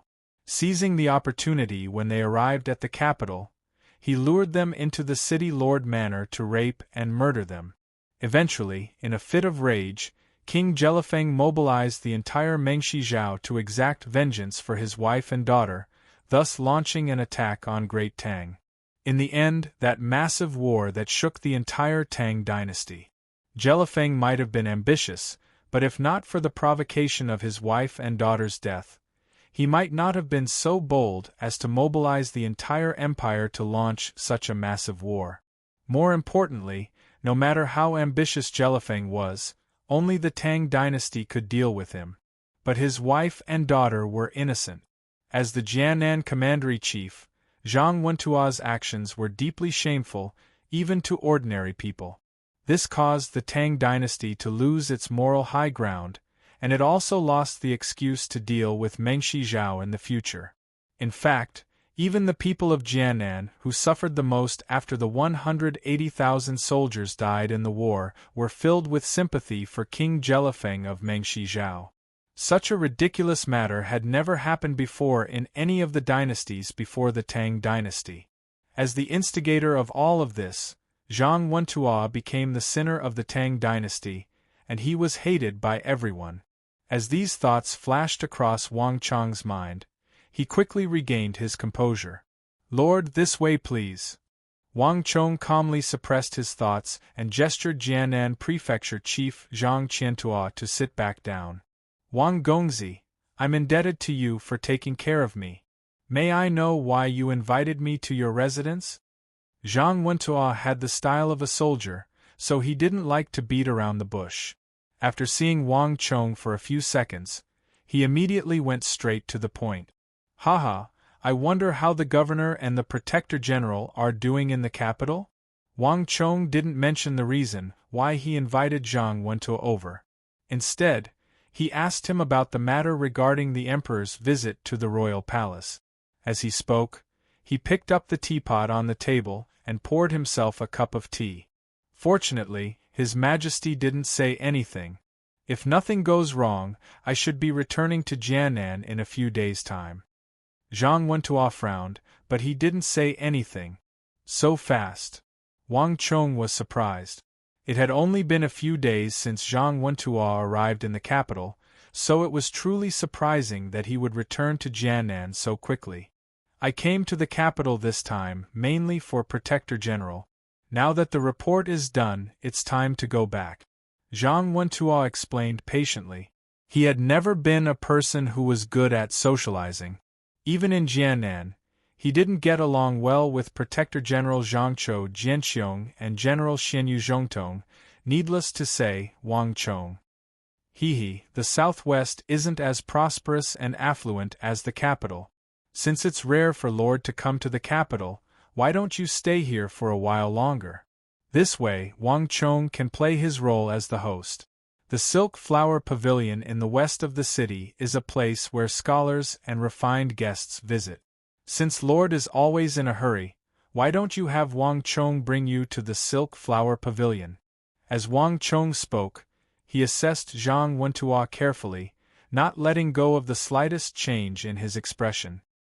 His eyes were filled with probing intent. Wang Gongzi. Unexpectedly, right after Wang Chong said those words, Zhang Wentuo suddenly bellowed and stood up. His eyes were cold and filled with rage. I, Jing Gongzi, am a descendant of Duke Jiao. That's why I'm here. I didn't expect Gongzi to bring me to that despicable brothel. Wang Gongzi, I've misjudged you. If there's nothing else, I'll be taking my leave. At this point, his face was filled with displeasure. Wang Chong's words had truly left him astonished. Silk Flower Pavilion sounded pleasant, but it was actually a famous brothel in the capital. Even someone like him, who rarely went there, knew of it. Needless to say, others. Zhang Wentuo didn't expect Wang Chong to invite him to a brothel. Perhaps it was a trend among the scholars in the capital, but it definitely wasn't him. What kind of person did he think he was? At this point, anger flashed in Zhang Wentuo's eyes. Ha ha ha, Lord, please forgive me. I was just casually mentioning the silk flower pavilion. Since Lord isn't fond of it, just pretend that Wang Chong didn't say anything. I have misunderstood Lord, and I apologize to Lord Prefecture Chief. I beseech Lord Prefecture Chief to forgive me.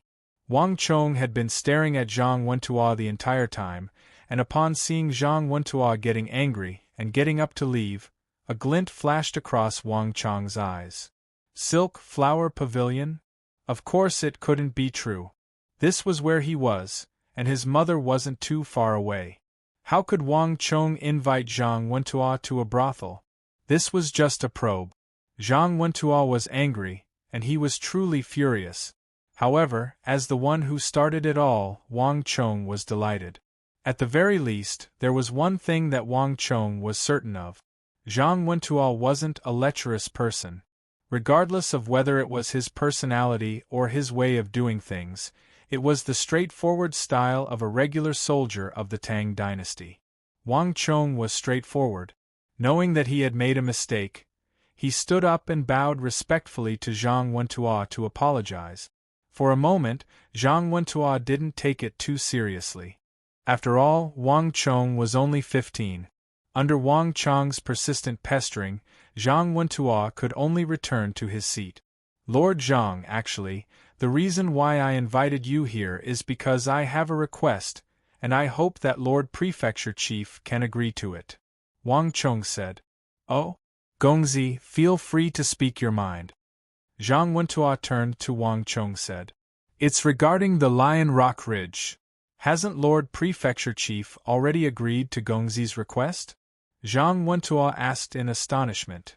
Jiannan Road is far from here, and building a base requires a huge amount of resources and time. In this aspect, Lord Prefecture Chief isn't able to provide much help.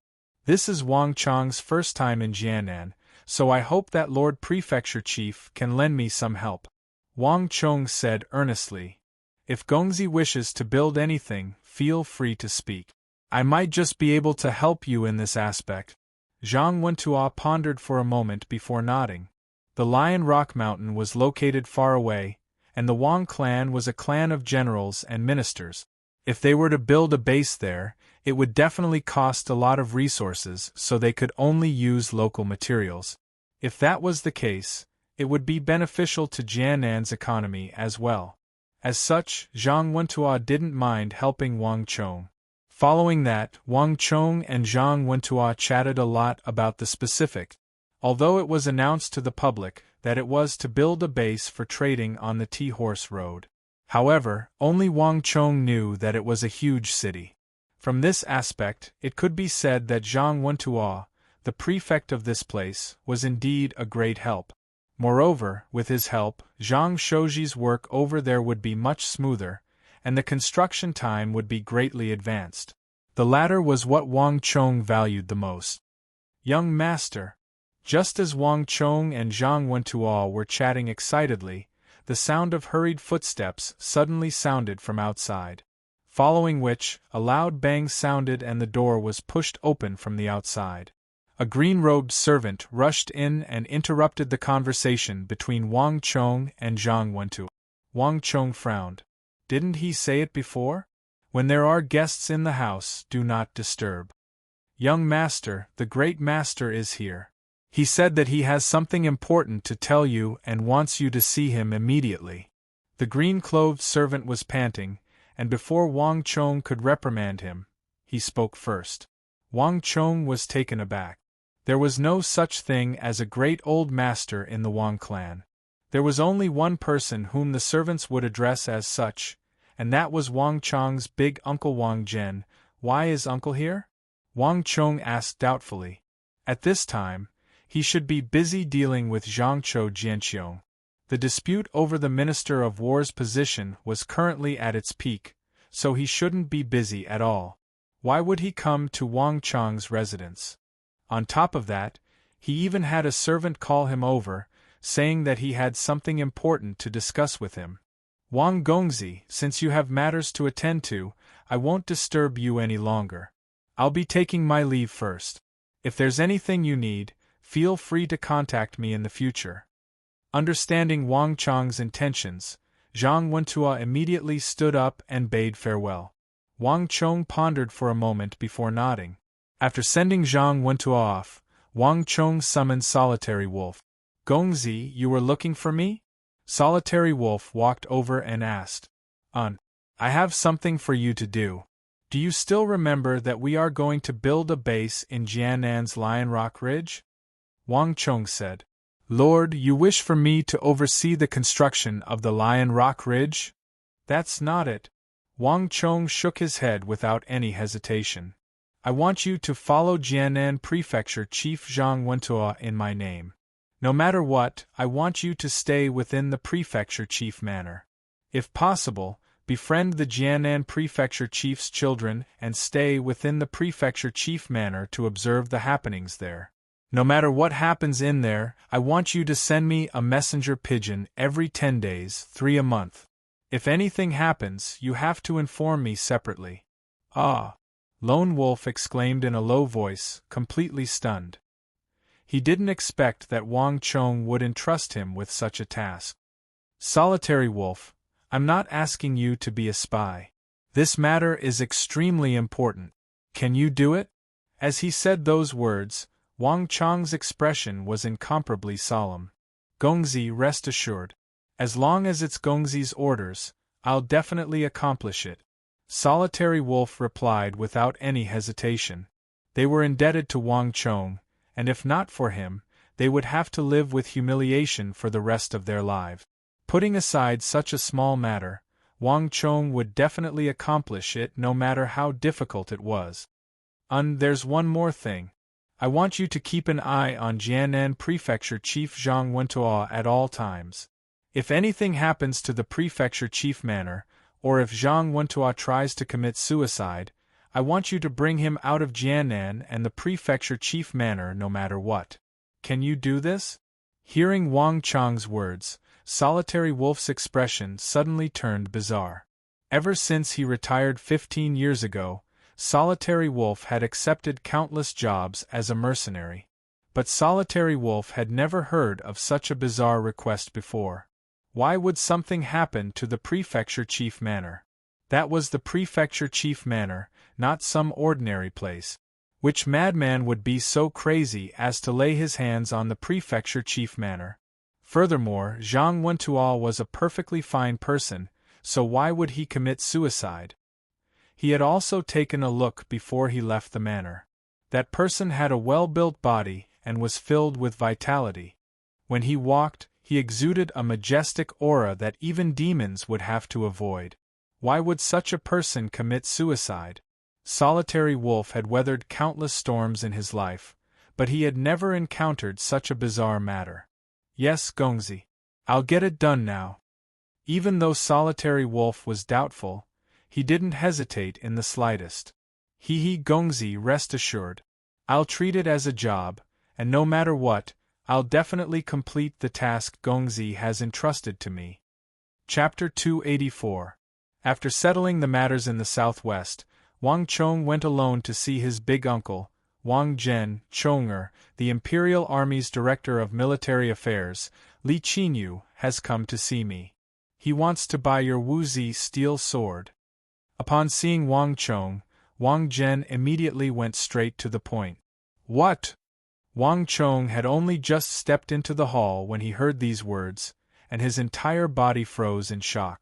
And then an indescribable ecstasy swept over him like a raging tide, engulfing him. Li Qinyu. Upon hearing this name, Wang Chong knew that the thing he had been hoping for the most had happened, the imperial court's purchase. Even without the memories of his last life, Wang Chong deeply understood what this name signified. In the Tang dynasty, the name Li Qinyu was associated with only one thing: purchase. Whether it was the Zhang, Lu, Huang, or Qing clans of the capital, or the sword smiths and shops of the capital, once the imperial army's purchase was involved, it would be the personal responsibility of the Director of Military Affairs, Li Qinyu. Wang Chong had heard the head of the Zhang clan mention this several times. But to Wang Chong, this name had a special meaning that only he knew. It was precisely this Director of Military Affairs, Li Qinyu, who had led the largest purchase of Wuzi steel in the history of the Central Plains in his last life. Although that purchase had failed for various reasons, it had been forever engraved in history. Based on his calculations, it should have been another 1 or 2 years before this matter would occur. Wang Chong was not at all surprised that this matter had occurred so early. The only thing he had not expected was for it to happen so quickly. 2 days ago, he had sent a message to the capital's Zhang clan, making an exception and allowing them to purchase 30 Wuzi steel swords a month. His goal was to expand his influence in the imperial army. Their ultimate target was Li Qinyu, the military affairs officer of the imperial army who was in charge of the purchase of military equipment in the palace. Wang Chong believed that as long as the military affairs officer, who held an important position in the imperial army, saw his Wuzi steel weapon with his own eyes, he would definitely win his favor. If Li Qinyu did not have a special fondness for Wuzi steel weapons, he would not have spent so much effort and money to convince the imperial court to purchase Wuzi steel. However, Wang Chong did not expect Li Qinyu to act so quickly. It had only been 2 days, but Wang Chong had already made his move, even inviting his big uncle Wang Zhen over. Ha ha ha, I didn't expect this. This is really a pleasant surprise. Wang Chong clenched his fists tightly, feeling extremely excited. Wuzi steel was very precious and could bring in a lot of profit. However, this kind of profit had its limit. The rarer an object is, the greater its value. Even though the weapon that Wang Chong sold to the Grand Marshal of the Imperial Army was worth 200,000 gold taels, this was something that the commoners would never dream of. However, he could only sell a single such weapon every month. Furthermore, there was no guarantee that it would appear in the future. It would take Wang Chong an entire year to earn 2 million gold taels, and what Wang Chong lacked the most at this moment was time. There was nothing faster than selling it to the imperial court. Not everyone was able to afford 200,000 gold taels for a single weapon like the Grand Marshal of the Imperial Army. However, the imperial court was different. The potential of the imperial court was nearly limitless. In Wang Chong's plan, the best seller for the Hyderabad ores was the imperial court. However, he had to grasp this opportunity well. If it was too early, the Wuzi steel would be worthless. The imperial court might not be willing to buy it, and they wouldn't be able to afford it either. Now was the best time to do so. Wang Gongzi, nice to meet you. Under Big Uncle Wang Zhen's lead, Wang Chong met with the famous Director of Military Affairs, Li Qinyu, in the Jade Tavern in the west of the city. Lord Li, you're being too polite. Wang Chong smiled. As he spoke, he sat down opposite of Li Qinyu with a dignified expression. Director of Military Affairs, Li Qinyu was an elusive existence in the Tang dynasty. His activities were mostly within the royal palace, and his movements were extremely discreet. Even when he visited the prestigious swordsmithing clans, he would come and go in a hurry, taking less than an incense's time. Even though Wang Chong had heard of his name, this was his first time meeting him. Lord Wang should have told you about it, right? Li Qingyo's style of doing things was extremely straightforward. As soon as he sat down, he went straight to the point. The imperial court wishes to purchase 1,000 Wuzi steel weapons from Gongzi. Since Lord Li is so straightforward, I'll be frank as well. I'm unable to purchase 1,000 Wuzi steel weapons. Wang Chong shrugged with a smile. Oh, why? Is it because the price is too low? A glint flashed across Li Qingyo's eyes. Pardon my bluntness, but it's impossible for the imperial court to purchase the weapons at the same price as Gongzi's. 20,000 gold taels for a single weapon isn't a low price. Indeed, given the current market for Wuzi steel weapons that Wang Chong had a grasp of, 20,000 gold taels for a single weapon was indeed a low price. However, this had always been the case for the imperial court's purchases. Lord Li misunderstands. Wang Chong chuckled. It's not that I'm unwilling, but that I can't sell them. Why? Because I only have 100 ingots of Wuzi steel. Wang Chong chuckled. From Arloja and Ablonidon, Wang Chong had only obtained 300 jun in total. Yet, Li Qingyu wanted 1,000 ingots here. How could he possibly have so many? No matter how high Li Qingyo's price was, he couldn't afford it. However, the reason why Wang Chong invited Li Qingyu over wasn't to talk about this. Pardon my bluntness, but the reason why Lord Li wants these Wuzi steel weapons is because you want to build an army of Wuzi steel weapons, right? However, is 1,000 weapons really enough? Wang Chong chuckled. The people of the Tang dynasty were truly intelligent. Imperial Army Commander Zhao Fengchun had mentioned to him more than once about the possibilities of building an army with Wuzi steel weapons. It was the same for Li Qingyu as well. At first glance, these people were able to recognize the military value of the sharp Wuzi steel. And this was what the future Abbasid Caliphate did. Anyone who saw the Wuzi steel weapons would immediately realize the immense military value it held. This, Li Qingyu was taken aback. He had only intended to purchase a batch of weapons to test it out with the Imperial Army. He hadn't thought about the details. Lord Li, 1,000 men is definitely insufficient to build an army of Wuzi steel weapons. Furthermore, 20,000 gold taels per weapon is indeed a little low. However, if Lord Li is willing to pay me 8 million gold taels in advance, I might be able to find a way to equip an army of 10,000 men within 5 years. In fact, I can even lower the price of the Wuzi steel weapons to 18,000 gold taels for you. Wang Chong said. By the side, Wang Chong's big uncle frowned. However, Li Qingyo's eyes lit up. The 10,000 Wuzi steel weapons that Wang Chong mentioned were secondary. What caught his attention was Wang Chong's 18,000 gold taels. Is 8 million gold taels sufficient? Li Qingyu asked. It was just an ordinary sentence, but it sounded powerful and domineering in the cluster of Jade Tavern. Even Wang Chong couldn't help but look at Wang Chong in awe. He sure is rich, Wang Chong thought. This was the difference between the military affairs supervisor of the royal court and the prestigious clans. 8 million taels of gold was a huge sum of money even for the great clans in the capital. It was an unbearably huge sum.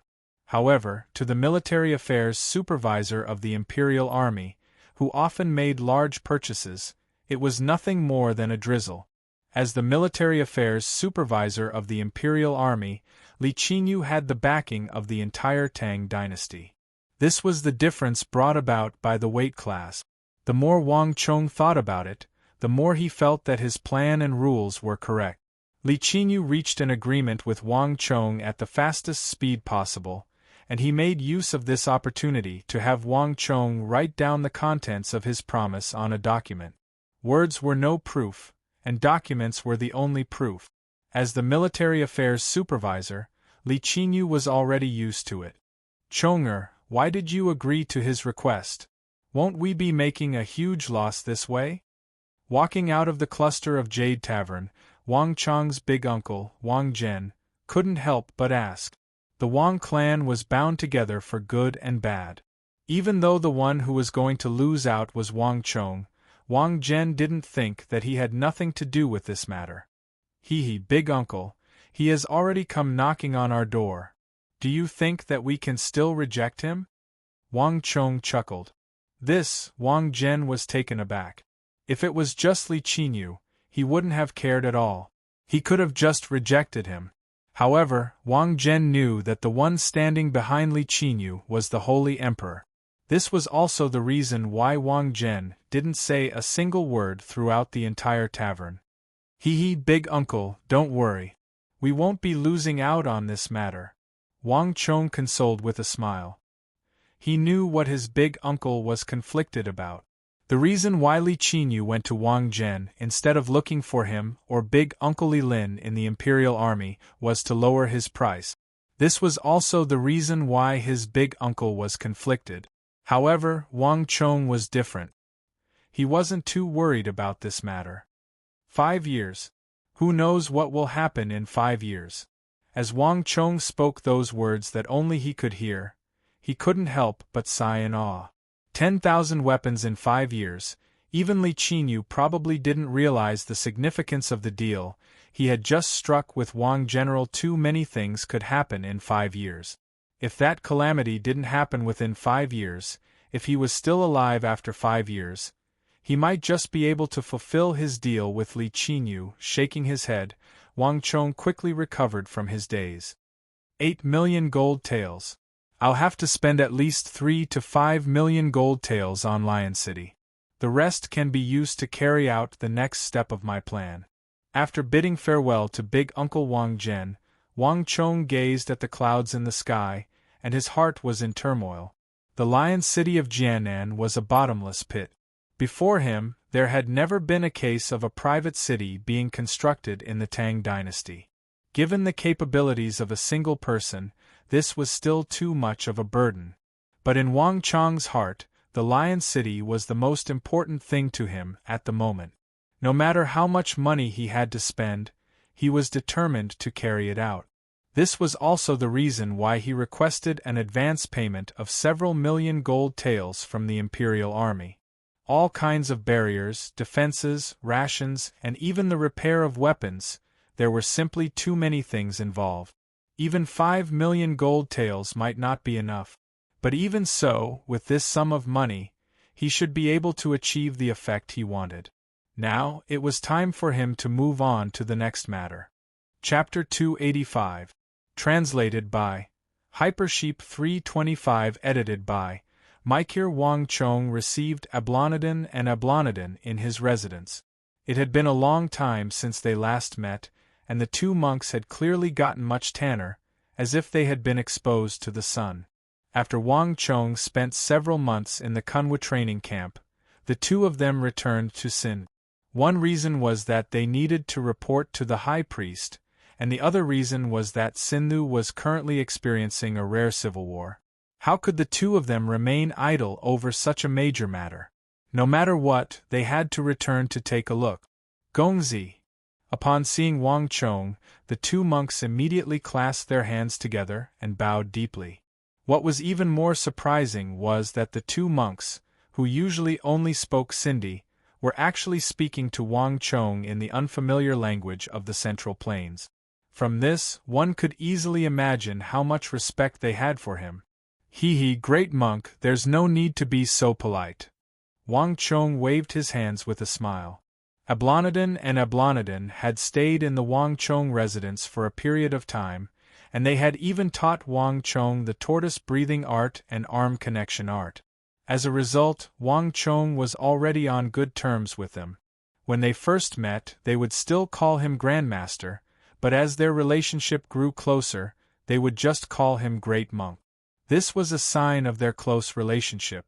Of course, to us Sindhu, Gongzi is a true living bodhisattva, a great Buddha who has truly saved us. Gongzi, please accept our bow. With reddened eyes, the two pressed their palms together and insisted on bowing to Wang Chong once more. If they hadn't returned to Sindhu, they wouldn't have known what the situation was like there. Although Sindhu suffered from famine all year round, and people would die every year, there had never been so many deaths. Starving corpses, skeletons, and flies were everywhere. If not for Wang Chong's food, who knew how many more people would have died? The two of them had heartfelt respect for Wang Chong. He.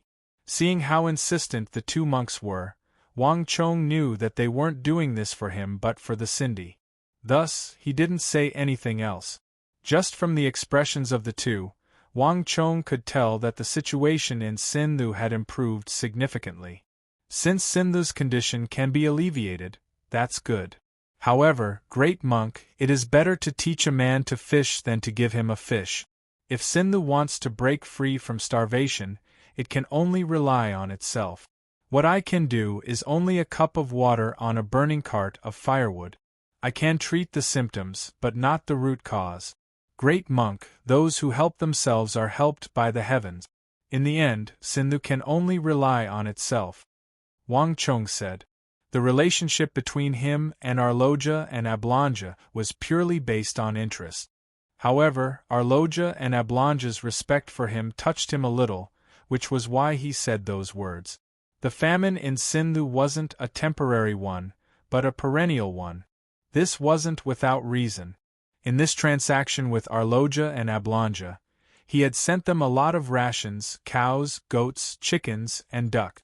If Sindhu was good at making use of the rations, they could just leave a portion of the rations to plant and raise the cows, goats, chickens, and ducks. The cows and goats could give birth next year, and the chickens and ducks could lay eggs. If the Sindhi were good at making use of the rations, the famine might be greatly alleviated, or if they were diligent enough, they might even be able to put an end to it.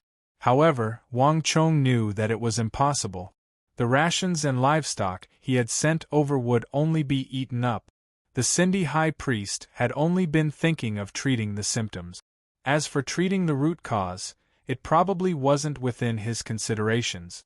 This made Wang Chong recall a joke he had heard in the past. A neighbor saw that a man's family was so poor that he didn't know where his next meal would come from. Out of kindness, he wanted to help the man improve his family's circumstances and lift him out of poverty. Thus, he spent a huge sum of money to buy a cow that could give birth to calves for the man, urging him to let the cow graze well. When the cow gave birth next year, his life would become much better. In the beginning, the man also worked hard and made up his mind to change his past decadence and treat the cow well. He wanted to change his life and escape from poverty. However, he soon couldn't stand the hunger. Thinking that cows were more valuable than goats, he decided to sell the cow and buy a sheep. In any case, sheep could also give birth, and the extra money could be used to fill his stomach. However, out of worry for his neighbor, he struggled for a long time. In the end, he sold the cow and bought a sheep, and enjoyed a hearty meal. However, the money he earned from selling the cow and sheep was quickly spent. Thus, the man thought that since sheep were more valuable than chickens, and chickens could also lay eggs, he could sell the sheep for a chicken.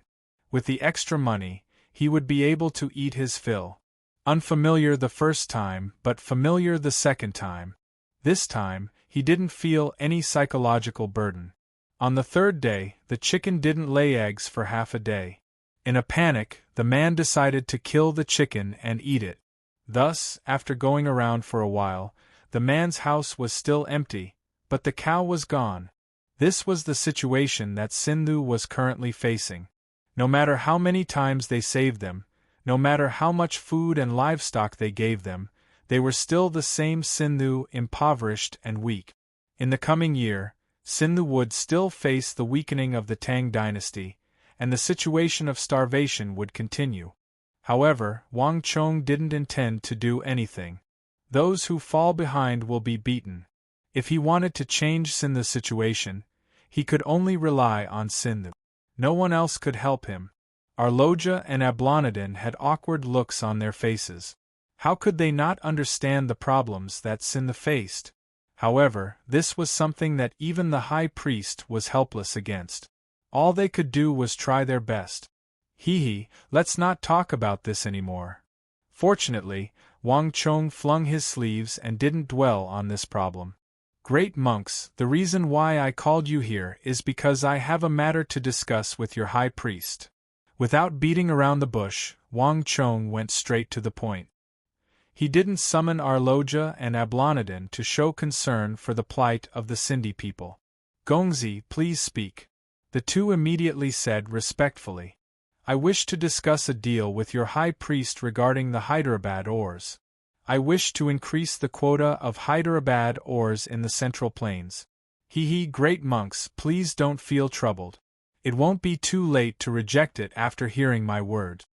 Wang Chong looked at the awkward expressions on the faces of the two monks and smiled as he extended a finger. His expression was confident and calm, brimming with a power that could convince others. 1,000 gold taels. This is the price I am willing to pay for the Hyderabad ores. I believe that the high priest will not reject it. His voice was resounding and resounding. 1,000 gold taels? Arloja and Ablonidin, who were just about to reject it, were stunned. Gongzi, you aren't joking, right? Arloja's eyes widened in shock. He couldn't believe that Wang Chong was serious. This was because the price was much higher than the current price. Of course I'm not joking. Wang Chong chuckled as he stood up from his seat. He exuded a maturity and steadiness that many people of his age lacked, as well as the aura of a leader that others could trust. When together with him, even Arloja and Ablonidin couldn't help but follow his lead. Even when listening to his words, they would pay full attention, afraid that they would miss out on any information he wanted to say.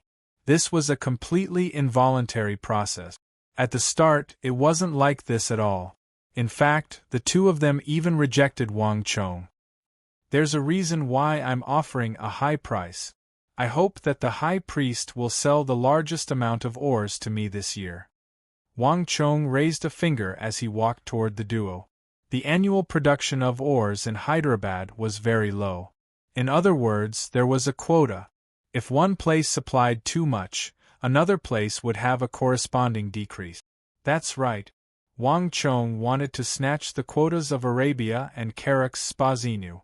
In his previous life, Arabia and Karax Spazinu relied on their heavily armored army equipped with Wuzi steel scimitars to win the war against the Tang dynasty in the western regions, single-handedly sending the most elite troops of the Tang dynasty to their death. Money makes the world go round. Wang Chong wanted to use his enormous wealth to forcefully snatch the quotas of Arabia and Karax Spazinu's Hyderabad ores and nip their Mamelukes in the bud. The superior destroys the conspirators, while the subordinate destroys the soldiers. The most brilliant tactic was to subdue the enemy without fighting. Wang Chong didn't ask for an advance of 8 million from Li Qinyu just to play around, and even more so, not to become a millionaire. After deducting the 5 million required for the Lion City of Jianan, the remaining 3 million was used by Wang Chong to snatch the quotas of Hyderabad ores from Arabia and strike at the Abbasid Caliphate and Karax Spazinu. War didn't necessarily have to be fought with swords and spears.